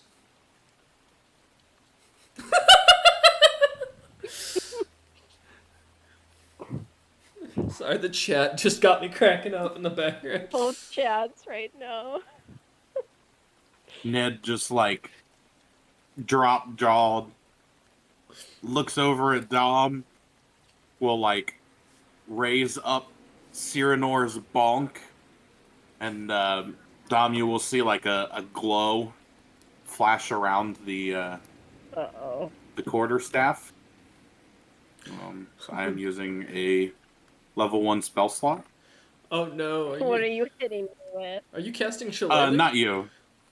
Okay. Well, the ability with the. Mm-hmm. So essentially, yes. And then I'm going to swing down on the archer. As you watch, Ned's staff seems to start to glow, and it grows a little bit bigger as he gets a little knock in it and begins to expand the club as he swings down at the archer. Let's see what you got as he takes a step forward. 14 just meets. Nice. So you hit.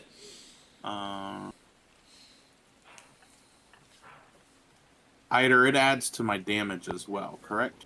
Yep. Okay. Next, he wanted to give you some custom damage.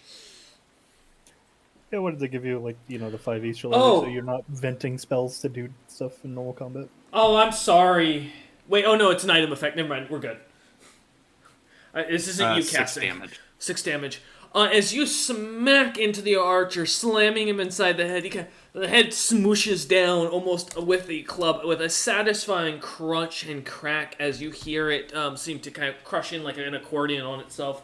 But as you pick the shillelagh large and stick head back up, pulling it back towards you, the creature's head seems to reform, and not in what it looks like a proper format. It now looks almost like it's slightly bobbing and almost like an accordion that's been let loose, as that looks like whatever was inside holding the structure has been crushed to nothing.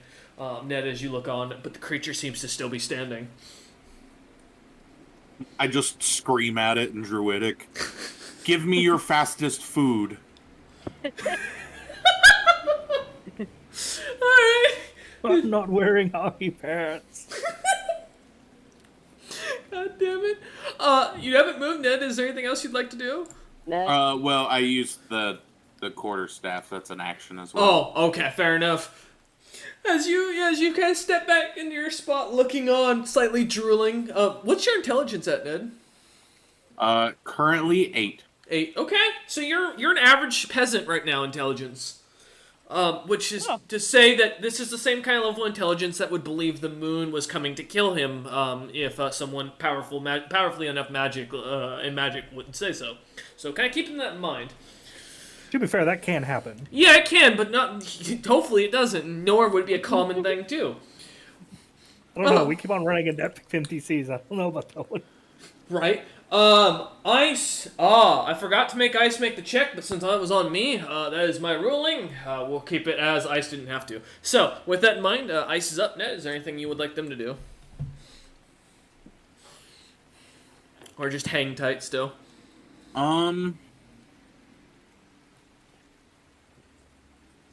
So this is a weird one.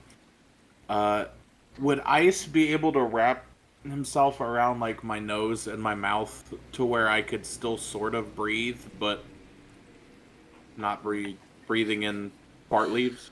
No. Okay. You need like a cloth, or like a wet cloth or something like that. You're pretty sure Ice would probably not kill you outright at that point. Do it by accident. You're a snake, fucking made of silk or cotton. I was gonna say, I will still mention to Ned that while Ice is an animal companion, to his understanding, snakes are still opportunistic creatures. They will eat their masters if they think they have a shot.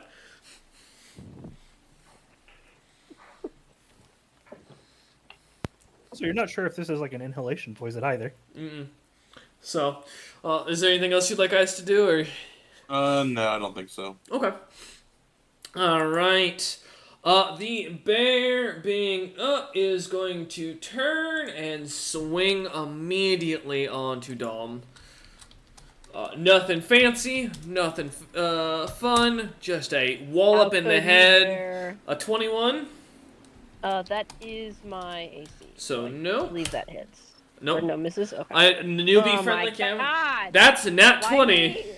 Why me? It's been me both times. I didn't confirm at No. least. So, good news. Stop it, bear. As the slam hits Stop down on you, let me pull up. Wait, do they not have an actual listing for it? Oh, here, let me pull. I'm starting to think Avery was the reason my character sheet deleted, and now it's finishing the job. Maybe. Oh, it's only a d6. Okay. Downside is you have no DR to this if it's a slam. It is just a normal slam. Oh, and of course I hit 6 and 9. 15. This is a fucking joke. 15 points as you feel the bear kind of stand up, roar, and throw its entire weight slamming into you. Dom, I mean, bears aren't normally this heavy as the weight punches into the side or into you. As you feel it hit towards your kidneys, the creature stands down, looking up at you as it glares completely. A large bruise starting to form. This is the first time a creature's punched you that hard. Ugh. I've been having a shit day today. And this is just like nothing fancy, right? Just Yep. bludgeoning damage. Well, Damn. No, it isn't just bludgeoning damage, sadly. What is it? I need another fortitude save. However, this one is an injury-based poison, so the good news is I think this is a roll, because of the DR. No, it's not. Oh, no? Yeah, my DR is not. Well, actually, you can't apply injury poison with bludgeoning damage. Doesn't Oh! break the skin. Mm-hmm. Oh, you're Yeah. right. You're right. No, you're right, because That's the why- creature... I have a special attack listed for it here. You're right. Nope. Fair enough. Oh, you lucked out. Activated Good all catch the on that. knives. I didn't even Would catch have it in my been great notes. to have our healer here. I'm not doing the hottest. And good. Speaking of which, it's funny you mentioned that because of what I've got set up. But as that man trap ends his turn, we'll be back to that in a moment. The hill giant and troll, really not able to do much else than follow their simple commands, are going to continue doing what they were doing to Ida earlier, and I just got a crit to hit him basically. Yeah. As you look over at Ida and just see me not typing in 2 R's. Every time, too. Every time. As these creatures continue to just slam into Ider's armor, and Ider, who just taking the impact, standing there watching as the ground around him cracks, nothing seemingly bothering him. All right. As the two continue slamming away, their body kind of jostling out of the way every time Eider's axe tries to catch them. Creature springing seemingly with no amount of pain behind them, as Eider seems to easily dodge or smash away the hands. Let's see what we got. Scarmander is going to go over, as he's been in the initiative the entire time, just holding an action for someone to shout that they needed a healer. He is going to walk over to Dom, lightly tap them on the shoulder, and Dom, you recover 15 points of damage. Oh, exactly the damage as he casts Cure Serious Wounds on you, causing you to glow, and he looks over at you and smiles slightly and goes, I've got that, or I've got potions from some of the local cuisine. Keep up, hold your own, and don't worry, I won't let you die here. As he goes to turns down, you. smiling at you, seeing the wounds kind of close up, and then goes to sit back down and goes, I'm also good with poison, so fight to your heart's content. Oh, perfect. Dom cracks his knuckles. The treant I'm being reckless. Up. We're gonna do the same thing once again. That is once again in front of Eider. All right, cool. Eider doesn't even have to do anything. Yeah, Ned called the trees, and they apparently misunderstood that Eider's not the druid. Well, clearly Ned's one of the trees, and they don't know what Dom is, so Eider's the next best turn. Exactly. All right. Well, so all those hit. Oh gosh. Yeah. Well, Eider, as you watch, as once again, as you're kind of dodging, trying to catch these creatures, annoyed at these things just keep getting, managing to move out of your way just in the moment's time. Finally, as you kind of take a step back, one of the hits, not really hitting you to hurt you, but giving enough force to make you lean back a little bit, you watch as the roots shoot out of the ground and pierce into the man traps, dragging them underground into the dirt itself. Seemingly, as you hear the sounds of cracking and grinding down below. All right. That ends the treant's turn. That is now going to once again roar in anger, declaring itself the king of the forest. As it ends its turn in Druidic. Eider. Don't care. Just let us leave. You want to let us leave? Oh, he can help with that. I don't know about that one. Eider, back up to you on the Yeah. initiative, my man. Hooray! As you watch the two creatures in front of you vanish beneath the ground. Yeah, Kind I of- still gotta wait. Hmm? Oh, good. No, good. You're good. I was like, I've still got one more round before I can use the dial again. Mm-hmm. So we've got the two elven people and a bear? Question as you- mark? Bear with As you blur? look over at it, it does seem to have the blur effect on it. Got it. But what it looks like, as if the plant around whatever the creature is inside, seems to be able to use this effect. The plant seems to be trying to use the effect to little to no use, as you're kind of catching on. Almost a glamour effect now as you watch. Oh, that makes sense because he's just puppeting the body, but doesn't actually have access to it. Correct. Abilities. I will note to Eider, as you were seeing the holes pop into these creatures, you could see the bones and pieces of what looked to be some sort of creature at one point that was fleshy in different variations of decomposition. Both the troll and the giant looked to be semi-fresh, as you could still see what looked to be black blood coming down. Gotcha. Well, I don't have a whole lot to be able to do, so just gonna walk on over to our good old friend, the little bear guy, and try and smack him. Okay. Flank him with me. Yeah.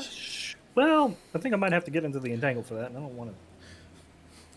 Technically, yes, it is still, that entangle is still there, but if you stand next to Dom, you are all three in a line. You are technically flanking at that point. I would, Okay, yeah, cool. because I'd get flanking at that point, because he's got 3 guys on his ass, or in front of him, yeah. Yeah, it's like overwhelming. Yeah. So, I mean, even if Eider can't hit the broadside of a barn, yeah. Man, we just got like one bad round of combat, and apparently I ate shit. Yep, don't worry, I did the same to listen, James. I've been having rough rounds of combat too. Don't worry. But as you run up or 25 feet over towards Dom to stand next to them, of kind of avoiding the tangled roots on the ground, kind of they're starting to grasp these creatures, trying to pull them down. What would you like to do? Smack him. All right. My turn. 11 swings, and as you glare at it, feeling the god of fate in the background laughing, you stare on at this creature as it seems to easily dodge out of your attack. Holy shit. I'm just exercising my dice. Okay. As you end your turn. It's like 3 fucking 3s in a row. In that, dude. Oh my gosh. The elf, who is going to shoot their bow, and this is a natural attack for the creature, totally, which is why it's not getting an attack of opportunity. That's still not how that works. Shut up. There's a reason. You're gonna on this island. You're gonna learn that these creatures are all funky. Is it at me or? It is going to be shooting at you still because you are the largest target for it to attack. I'm so big, it's a burden. It's not me for once. Yay! I know, right? Hey Ned, you want to come up in front of me, buddy?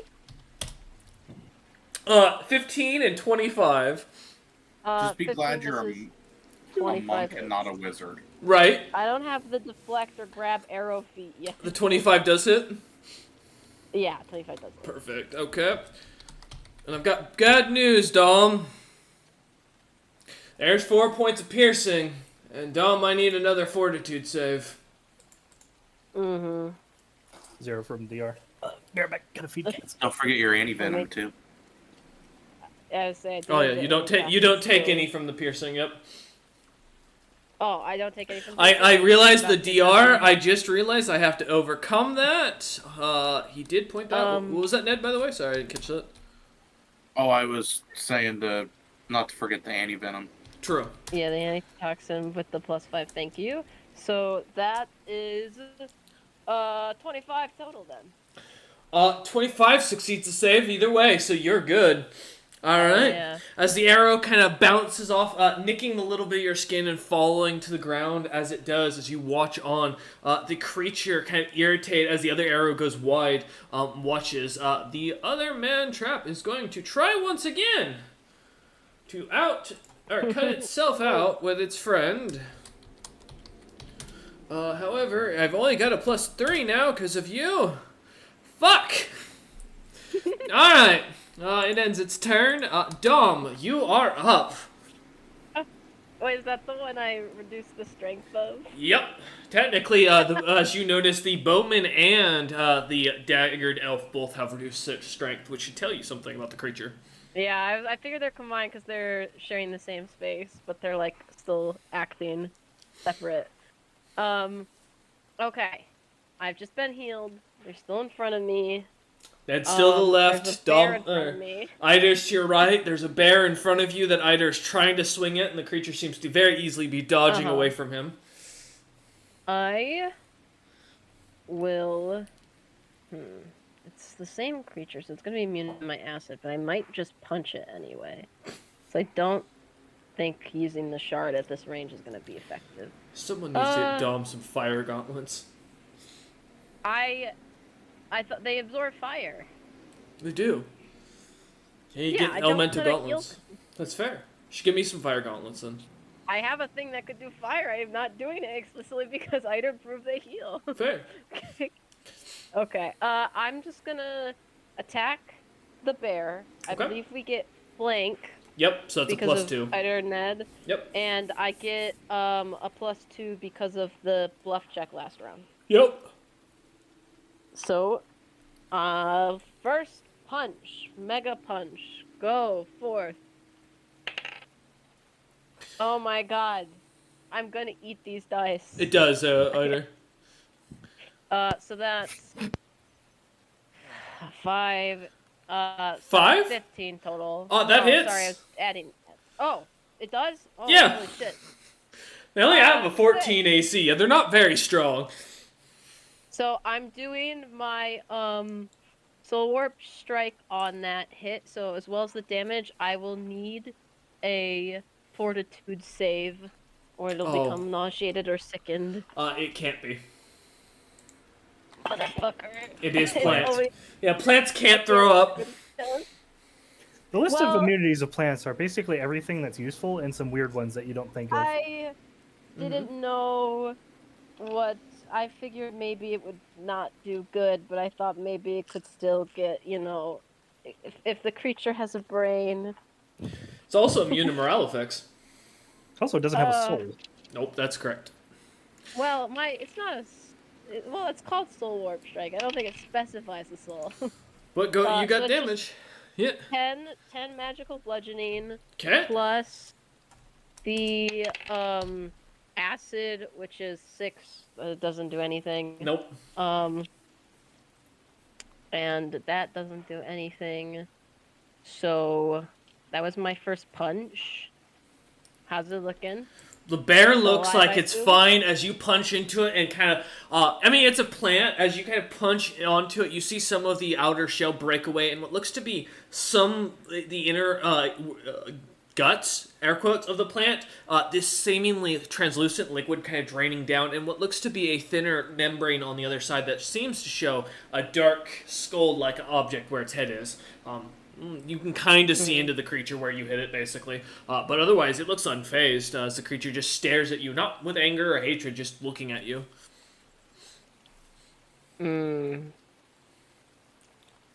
You are very frustrating to deal with. And I will... That's what I said.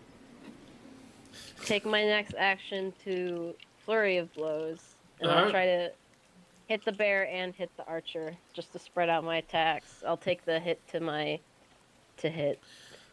Okay. These are D6. I need to roll with a D20.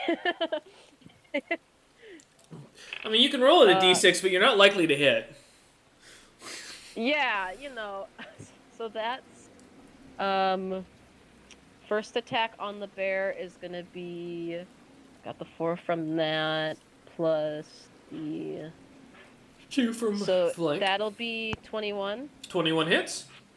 Okay, and then the next one against the archer is going to be 10, so I assume that misses. 10 total? Yeah, I've got bad, and then I have the flurry of blows, that does miss, sadly, yes. Yeah, Damn. It was rough. Ooh. I don't have the flank or the bluff bonus against the archer. Nope. So against the bear will be another 10 magical bludgeoning.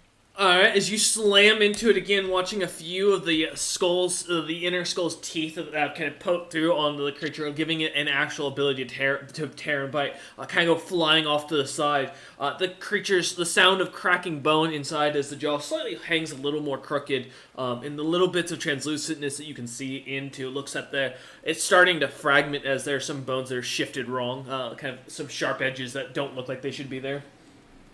As Dom punches into the pod of this whatever plant creature, I think he just glares as it still stands. It's just like, I've always hated gardening.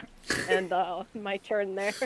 Alright, as you end your turn, Can't do anything else. Ned, you're up. Good news, Ned. You do get to make the save to see if you succeed the poison. Better news, you don't take any effects on it just by making the save going forward. So, no. 11. Still no, buddy. Nothing happens otherwise, so what would you like to do? I take my little 5-foot motion forward, and I'm gonna whack this archer again. Alright. Let's see what you got. as you swing out at him. 20 hits. 20. Damn. Right.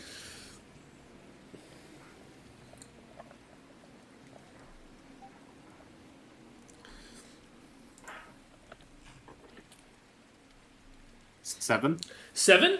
7 points of damage or 7 to hit? 7 points of damage. All right, For the first hit. As you slam into the archer, watching the smack cause the creature's face to slightly dent in, now not springing back together as the inner skull seems to have been cracked apart. And, not 988. Damn, that'd be a hell of a swing roll. a second time. That 24 hits. on that one. Oh, nice. Is that a crit? No. Jesus, you just have good mod. Gotta love that spell.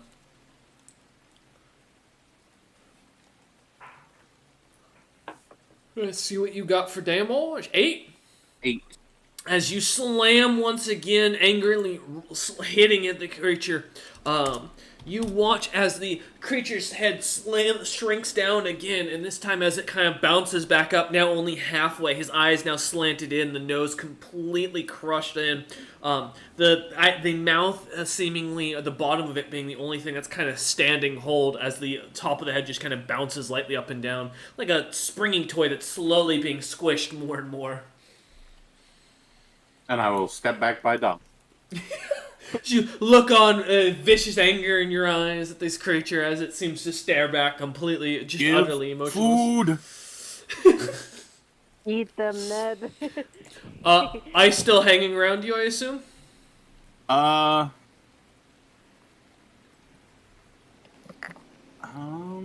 see.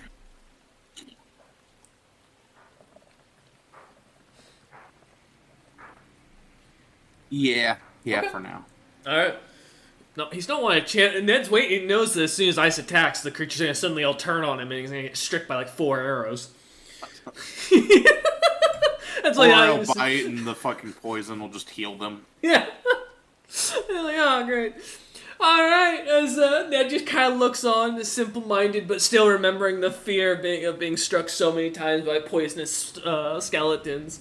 The bear creature is going to, of course, begin its attack. Not charging, because it can't move forward. As Eider couldn't hit the creature, it's going to turn to Dom as the closest thing to a threat. Which one? The bear. Tria? Oh, the bear. Okay. Yes. The bear is going to smack into you with all its might.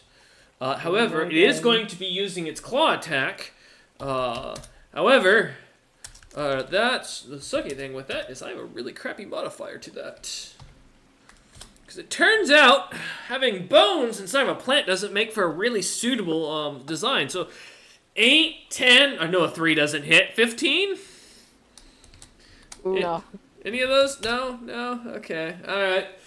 As the creature tries to chomp at you effortlessly, you see the bones kind of loudly crunch against each other as the jaw awkwardly opens and closes near you, Dom. But as you are easily able to push the creature's head aside, it's almost clumsy in its act as it tries to do this. As it ends its turn, well, the troll and the hill giant are dead. The bones do spurt out of the ground as well as the bodies, or what's left of the bodies. Ending that, Skartsmander is going to walk over to Ned and grab Ned by the back, or rather climb up Ned. So I'm going to roll something for that. I think that still succeeds. Let me double check my notes. Because climb is very specific. Ned is currently wet, so that's unfortunate because of the rain.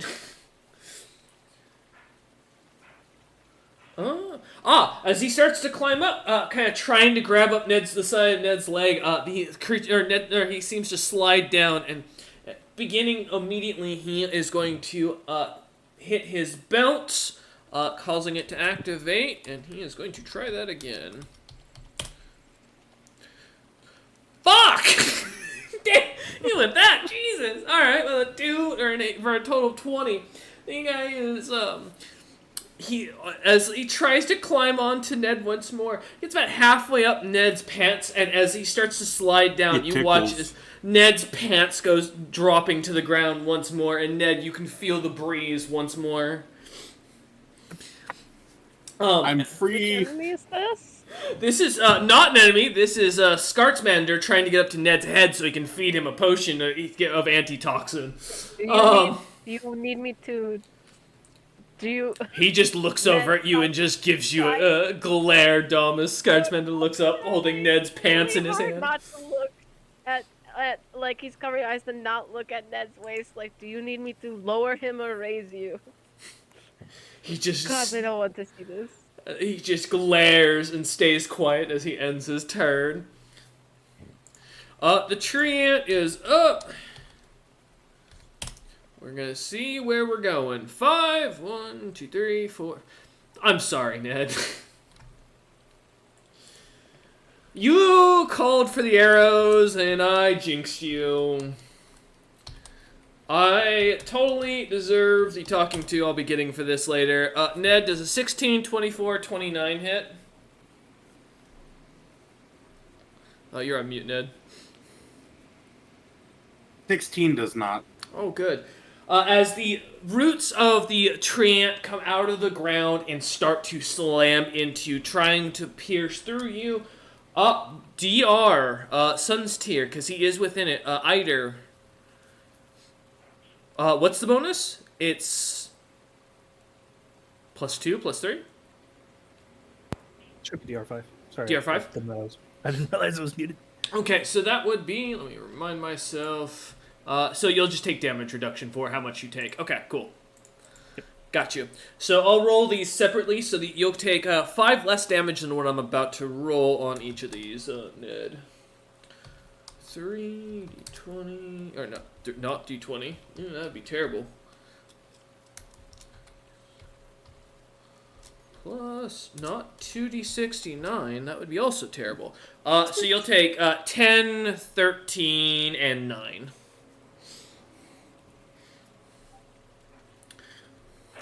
As the roots pop out of the ground, slamming into you, Ned, piercing through your skin as they just go right into you, looking on at Dom as Dom getting shot at by arrows as you watch these things attack, the treant roaring out in primal, in druidic, yelling once again, I am the king of the forest of the sun.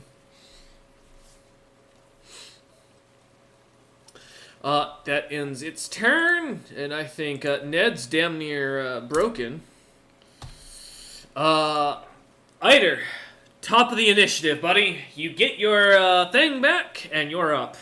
Your Hooray! Module, yeah. Alright, let's fucking roll it again. I'm gonna pull the ripcord and take some magic in, because my god, do I feel like I need it at this point. How many rounds? Oh. Well, the D20s have been going well. Nice. Yeah. Ned's not feeling good in the background. Go ahead. Yeah. Alright, so we've got 5 spell levels back. 2.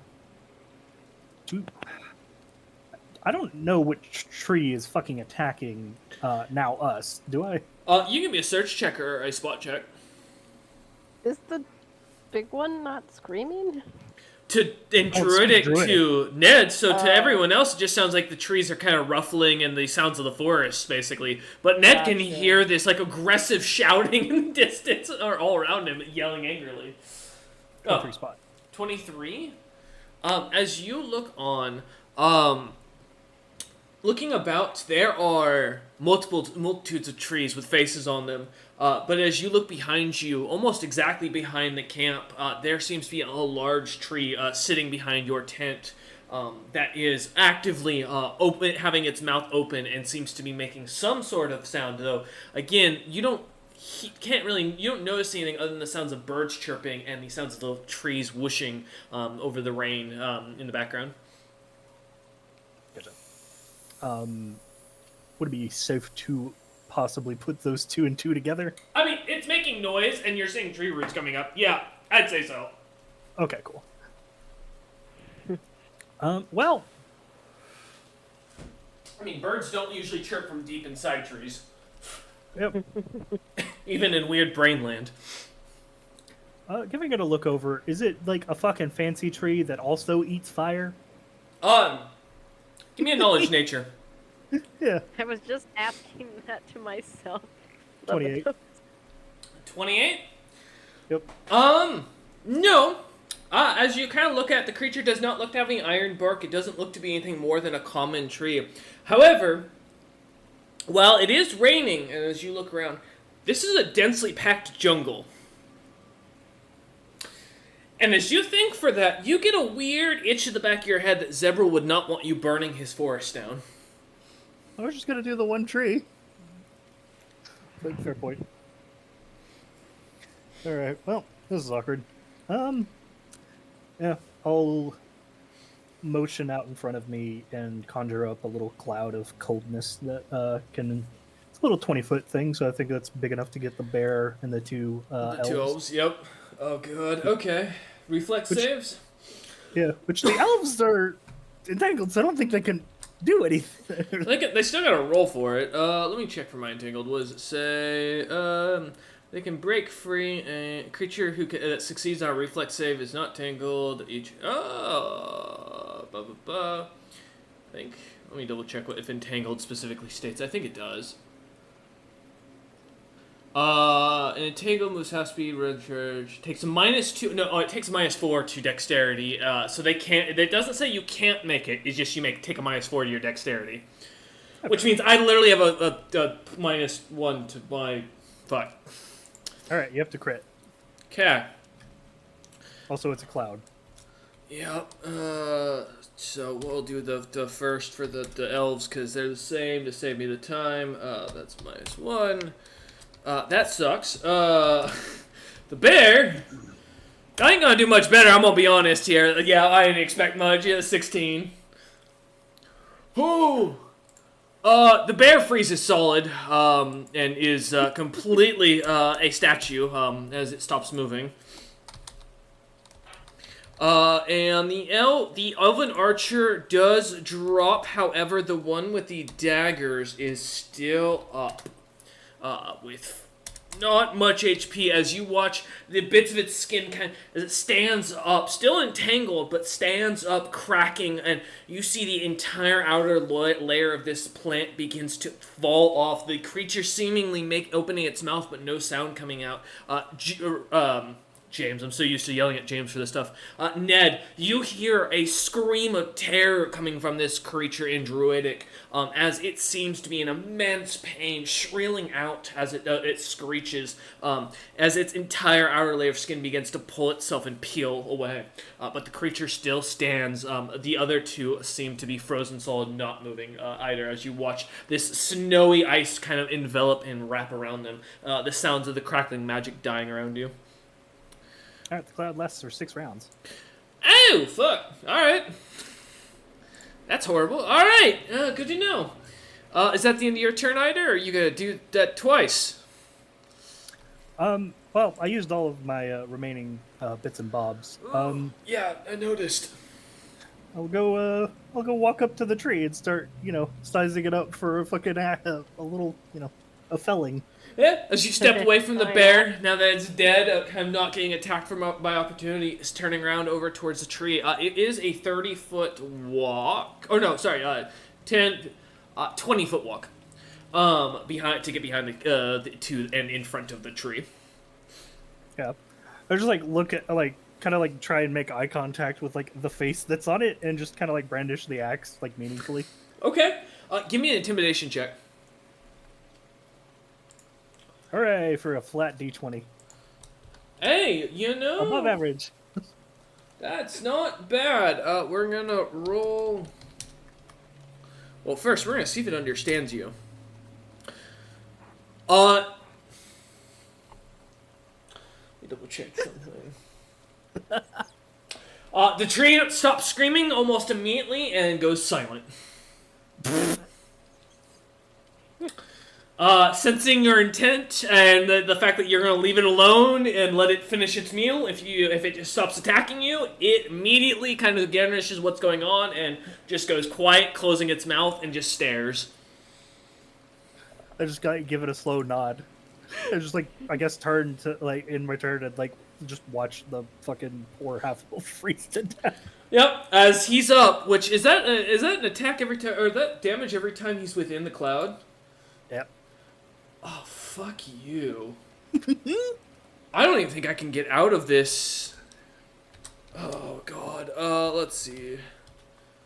I only have a +3 for the strength check. Alright, roll your damage. I can't do anything else. This elf is literally about to die. At long last. As it leans down one more time to go to crack or to tear away at the entangled thing, you watch as its body literally freezes solid in that position, bent over. The sounds of the creature going silent, and as Scartsmander kind of walks over, he is going to feed Ned an anti-venom or an antitoxin to give him a +10.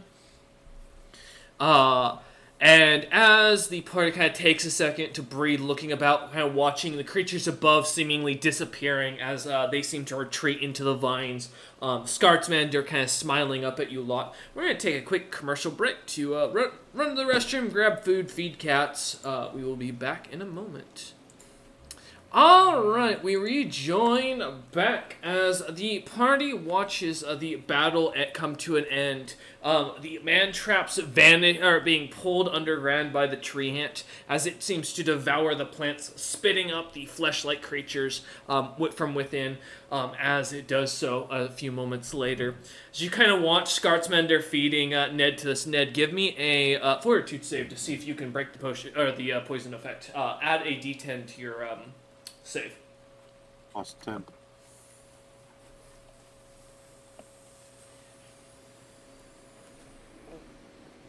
If I fail this, I'd be shocked. just know it wasn't meant to be. Okay. Cool thing to say. I don't think you can I fail still with only a +10. rolled a 4, but Oh my god. You would have met DC just with the 4 and the 10 bonus at least. Oh no, you wouldn't have. Yeah. Oh no. Oh no. God damn, you actually barely made it. Oh shit. Alright. Oh. Ned, as you drink this antitoxin, you feel your body kind of almost immediately lose that kind of cloud, but your intelligence still being down as he kind of looks at you and smiles. And as he does, he is going to cast, and I've got to find the cleric spell. Okay, so there is an actual spell to give you back your the poison effect. I think it's literally just for poison. Is it neutralize poison? Neutralize poison just removes the poison. To deal with the damage, you have to do restoration. This is temporary ability damage, yeah. It is neutralize poison as well.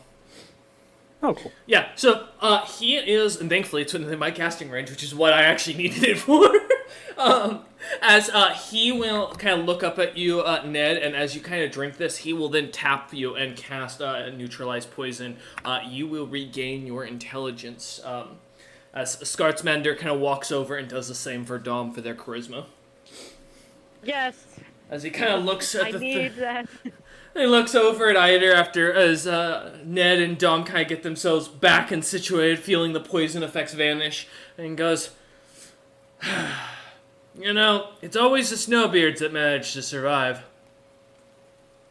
I just kind of give him a nod and then give him the dwarven equivalent of the fist bump. He seems to take it willingly and smiles at you as he does and goes, well, I'd recommend checking through their stuff. Looks like the man traps are also got cut off at the vine, so you might want to do some cutting up, dissecting, and see what you can gather of the materials. Beyond that, if any of you start feeling weird or numb, I have more potions ready for you. Appreciated. I appreciate you fixing my head, and as he's talking, little chunks of teeth are falling out where the tree ant just beat the shit out of him. I could use a little healing if you had it. It looks over at Eider and goes, Are you guys Are you planning to move out, or are we going to be staying here for the night or for the day? Well, kind of like point to like where Kez totally got off screen. Nods and goes, Alright, sorry, Ned, you're not gonna get any of my magic, but I have something better, as he hands you a potion, and goes, drink this. It's not gonna taste great, but it should get you through, what we're dealing with. That's not the first time I've heard that. Bottoms up. Give me a fortitude save, Ned. Oh, no. Do I still have the plus 10? You do, but this is considered a toxin. Oh no. This is a very, very refined health potion. Oh, thank 23. God you survive, and you don't take a point of exhaustion. However, you will...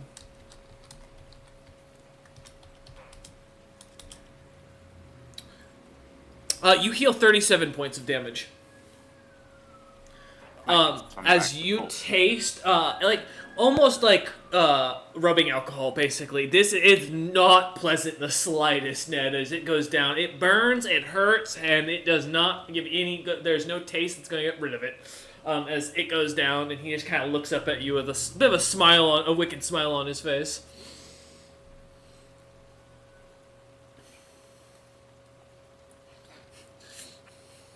I just got like pat Ned, try to get his attention. Ned makes that face.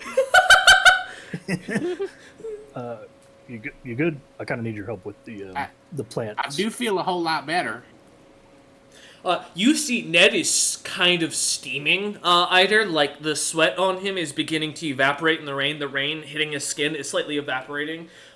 His pants are still around his ankles, by the way. Oh, I can get those.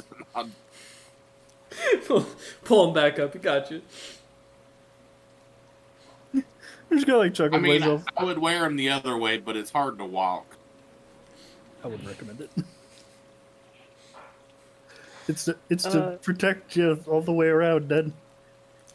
You're not gonna be in giant lands for very long, and then stuff starts swinging around the dangly bits, and well, I don't think you want to be a eunuch. As Eider kind of gestures over towards, as you see the hill giant over in the distance, it looks like the creature's balls and like entire shaft got digested first by that man trap. There's nothing there of what's left of that body. Which should also concern you as you move, because these creatures and the digestion of them seems to be an outer and slow. That means something more than likely would have taken that item off of it before the creature was eaten. Yes, Dom, you were trying to say something. Ned, or either Scotsman or whoever would know, man traps. This is first time I am dealing with them. Inside their pods, do they have a poison or an acid? As like Dom kind of starts pulling out his poisoner's kit, because if there's poison or venom, I'm gonna take it. Scartsman just looks at you with a blank look of surprise on his face and bafflement as he looks at you, looks at Ned, then looks at you again. Ned, you were poisoned by this creature, Ned.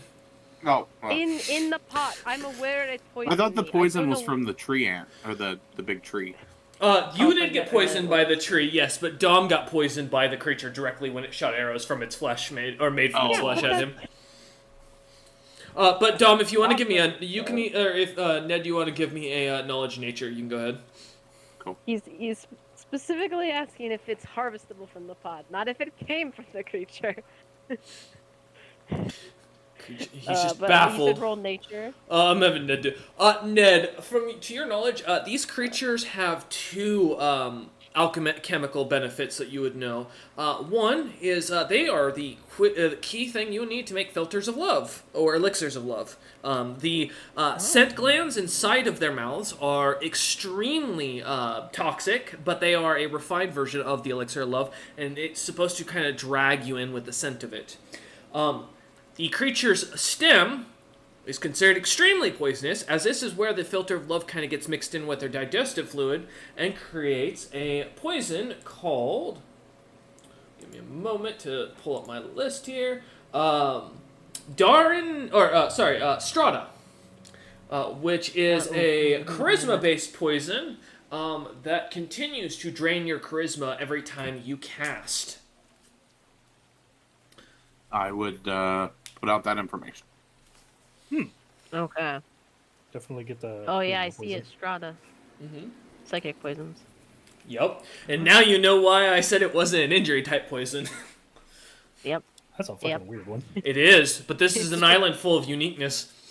Goddamn psychoactive poisons. Minimum level associated with it. Yeah, it's usually also something to your note. Those levels means they have to be some sort of psionic. Or psychic. Would that mean a psychic poison? Would Dom know if he's able to actually harvest and use that then? Not being a spellcaster? Do you have craft poison making or craft alchemy? I do. I do have craft poison making, and yeah, and I have poisoner's Okay. spirit. Yeah, I'll take the craft poison maker check. I think the kit gives you a +10 to the check. I believe something like that. Because I don't remember if it's masterwork or not. No. Okay, I so it's got just it base. like several times ago at one of our downtimes, like early on, so I couldn't have been able to afford masterwork. Okay, so that's just gonna be a general one, which I think is a +2. That seems correct. I'll look real quick. You can go ahead and roll with that. Yeah, if you want to verify, because I just have poisoner's kit wrote down in my notes and in my character sheet. No, you're fine. It is a +2. It's a circumstantial bonus. Yeah, non-masterwork +2. Cool. So that is my poison craft check plus that. 23 then. 23. The filter of love, the sweetness, you're pretty sure is a natural material you could easily harvest, and so you just have to basically go and find the mouthpiece of one of these things. Preferably living would be better, but dying, if it's fresh, could easily get the liquid out of the mouthpiece. You just don't want it biting you. The strata is a mixture of the filter of love and the creature's stomach acid. It seems to, though, require naturally almost psychic capability. You're unsure if it would be of much use to you unless you're planning to somehow become an illithid. Which I feel, as you think about that, Dom, that Ned and Ida would be pretty shocked if you tried to. But I could potentially sell it when we get back to town. Yeah, in theory. It would just take, you have to be like some sort of psychic or psionic creature to use this poison, in a sense. Use it. Okay, then Dom will... you use his poisoning craft as tools, and I think he'll look at the others and go, I will be a second, and I will attempt to harvest whatever I can from the damaged pods while they're still fresh. Alright. I imagine Zebril would have use of this, so I shall collect. That will be a survival check for cutting up a corpse. Cool. Do I add anything from my poisoner's kit to that, or no? Yeah, I'll give you a synergy bonus of a plus. Let's say +5 to it. I think that's fair. And if Ida or Ned want to help, they can add half of whatever they roll to your bonus to your roll. Yeah. Can only one of us help, or? I'll allow both of you two in this situation, because in theory you're just gonna be going to try and find some of the more dead versions of these creatures around. I also wanted to harvest some of their actual parts as well. Okay, gotcha. What was that, Ned? What kind of roll? Survival. Okay. I did get 25. Okay. As a base, just to throw it out there. 29. In my case, try could I do rolling dice knowledge next time, nature Oda. instead, or no? This is specifically to be cutting up the creature actively rather than just knowing how to do it. So I'd say survival makes more sense. 17, so half of that is 8. So yeah, Dom, with that, you managed to cut up the creature pretty with a good amount of skill, managing to add about 13 vials of the elixir of love, each 8 ounces. And if you don't have vials, Skartsmander has a large bag of empty vials he's carrying with him that he will be happily giving to you. Checking that right now on my sheet. However, he's taking one of your the vials of the potion of the strata for himself. Yeah, that's perfectly fine. He earned it. He healed us. So I've got poisoner's kit there. I'm looking through the rest of it. I don't have listed vials. I might have had it before, but I'm just gonna assume that's a no. Okay, then he'll hand you however many he's willing to loan. Yeah, he'll hand you around 13 of or vials of for the filter of love, and then with the rest of that, that will get you around 4 vials of the strata material. It is not an easy substance to collect. Is that with him taking one, or is that? That is without him taking one, so you'll minus 1 from that. So technically 3. Yep. Yeah. Okay. I'm making note in the chat as well. Here it is. Last time.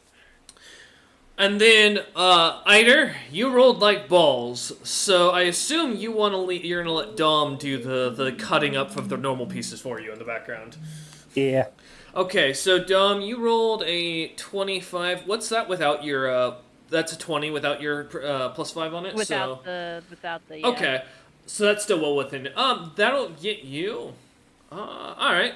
About another 12 vials of not dryad sap, of mantrap sap. Which this is just an aphrodisiac-like material, basically a lesser filter of love. Okay. And then you can add 7 pounds of the mantrap petals, which is where the or something else that can be ground up and made into the filter of love. Okay. I'm about to make a lot of people feeling romantical, I guess. And then as you lot are digging through the junk of the items of these people, kind of going through, I'm going to have you, whoever's doing that, give me a search check for that. I'm still wearing the mask. Ah, that's true. Ned is still wearing the mask. Yep, I would recommend Ned do the search check. All right, Ned, go ahead and do the search check. Oh, that's a bad one. 17. 17, not bad at all. Alright, let me send something here. Alright, so it's gonna take a minute. You guys are going to find, I'm gonna list this by the corpse you find them on because I got asked this specifically earlier. So, as you're going through, plus with that I have to add something special because I didn't expect you to roll so high. God damn. Why, Ned? Why would you do that?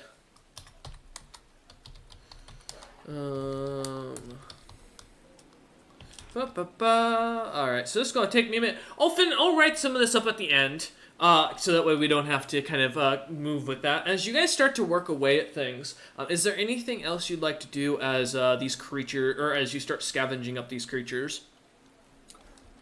I want to investigate the blur bear.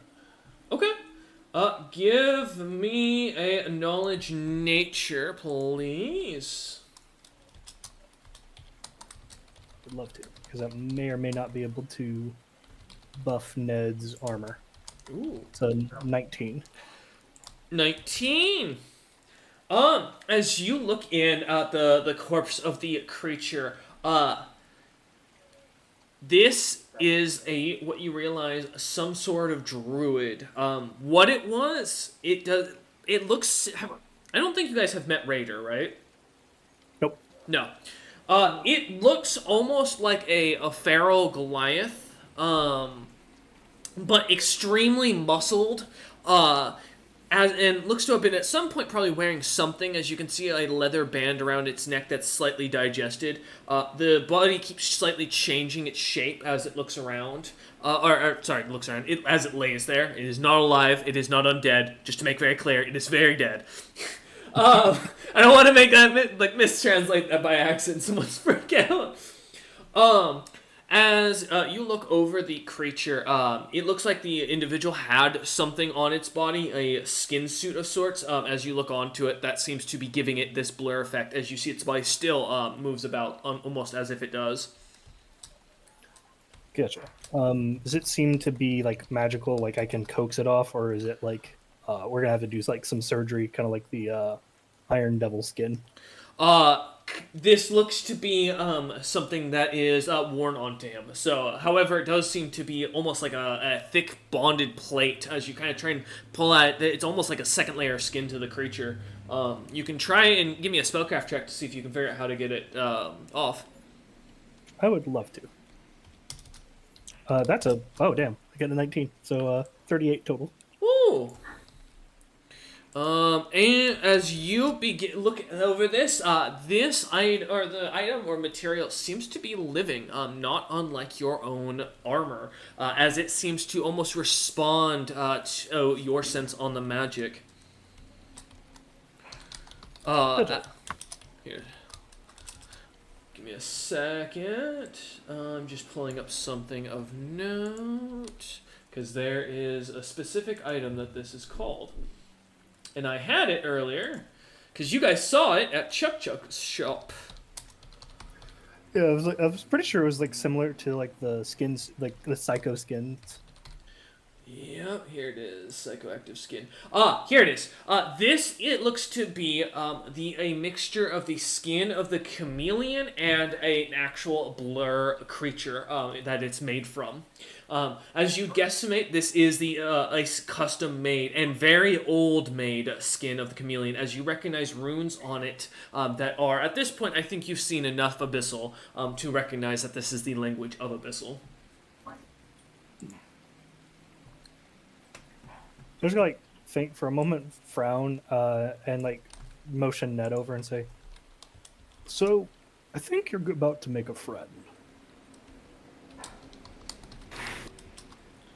What do you mean by that? Put your hand here. All right, and I will do so. Like try to like coax the suit to move on to Ned instead. All right. Give me a handle animal check on this. Make it interesting. You can give me a +2. You can take a +2 for your high spellcraft. Woohoo!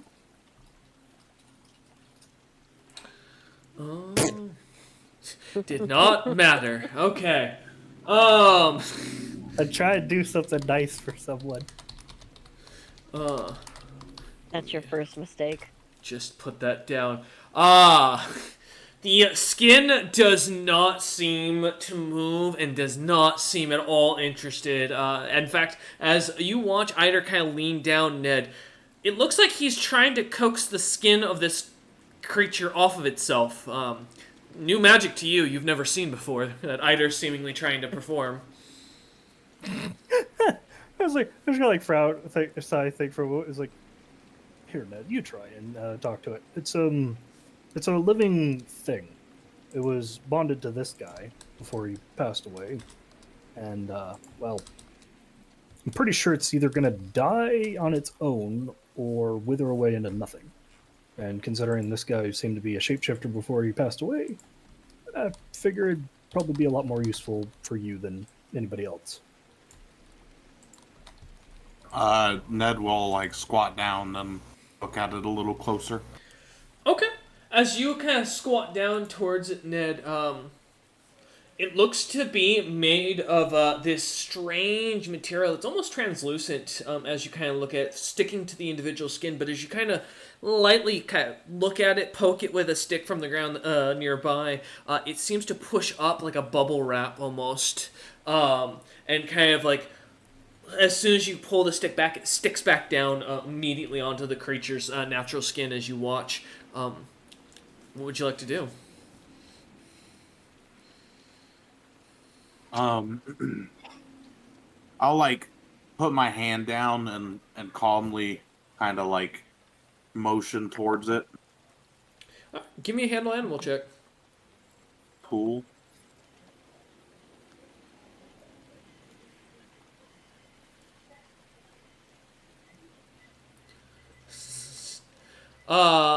No, it's just a silver piece and a gold piece.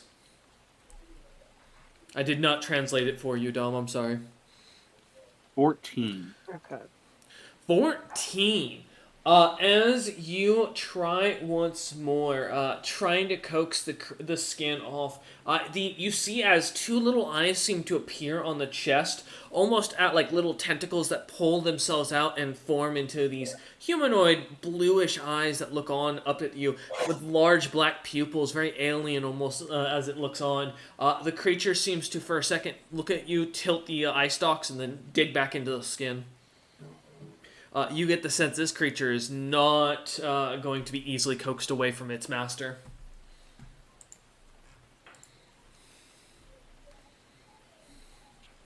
I will say on the side to that, Ned, you're pretty sure this creature's not going to leave the skin of its master anytime soon if you decide to take the body with you.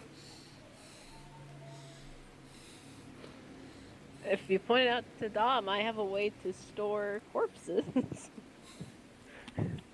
Take them with us. I think it might be a little too big for you. Is it still a bear, or did it transform back to...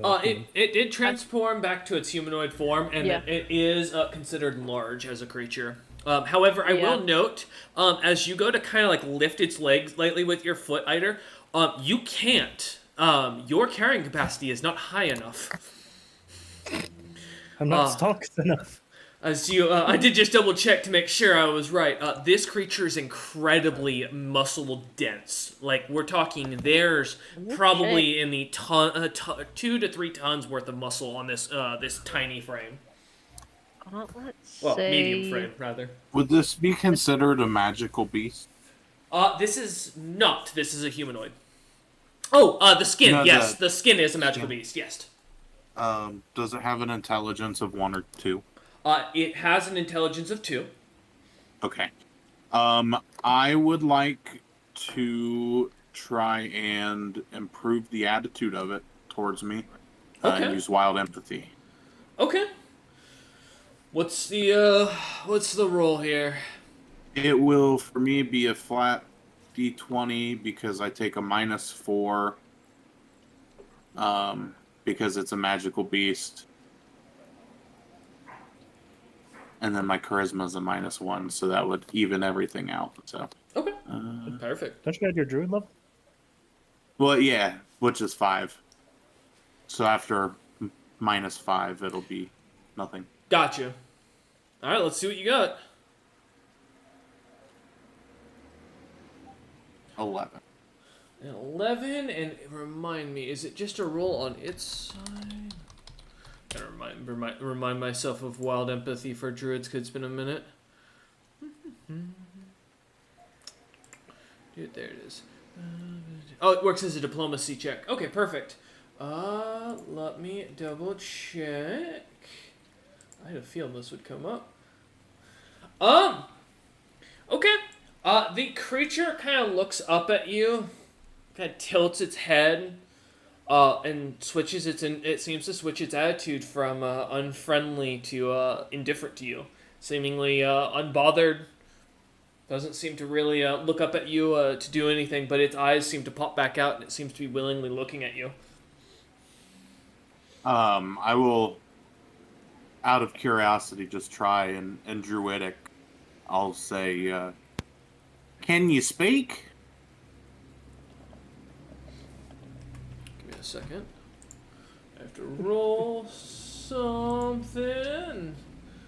I hope it just speaks like common, but it just has like a really weird voice. It looks at you, Ned, and exactly in the same voice back to Ned, it goes, "Can you speak?" I'll like look at Eider and Dom and go, "Well, it's a start." I think you're gonna get along great. As the two, or as Ned starts kind of like trying to get the thing to talk back with him and work with him. You're gonna prod Dom to help you gather up some vines and flesh from the man trap for future projects. Okay. I'll consider that part of the survival. For the vines, I'll give you around 8 pounds with the earlier check. And then the flesh would count basically as the same thing, because that's what the flesh is to the creature. Unless you're talking about its coffin man, its actual man trap portion, its mouth. I think that's mostly going to be like eviscerated, trying to get like all the poison stuff out.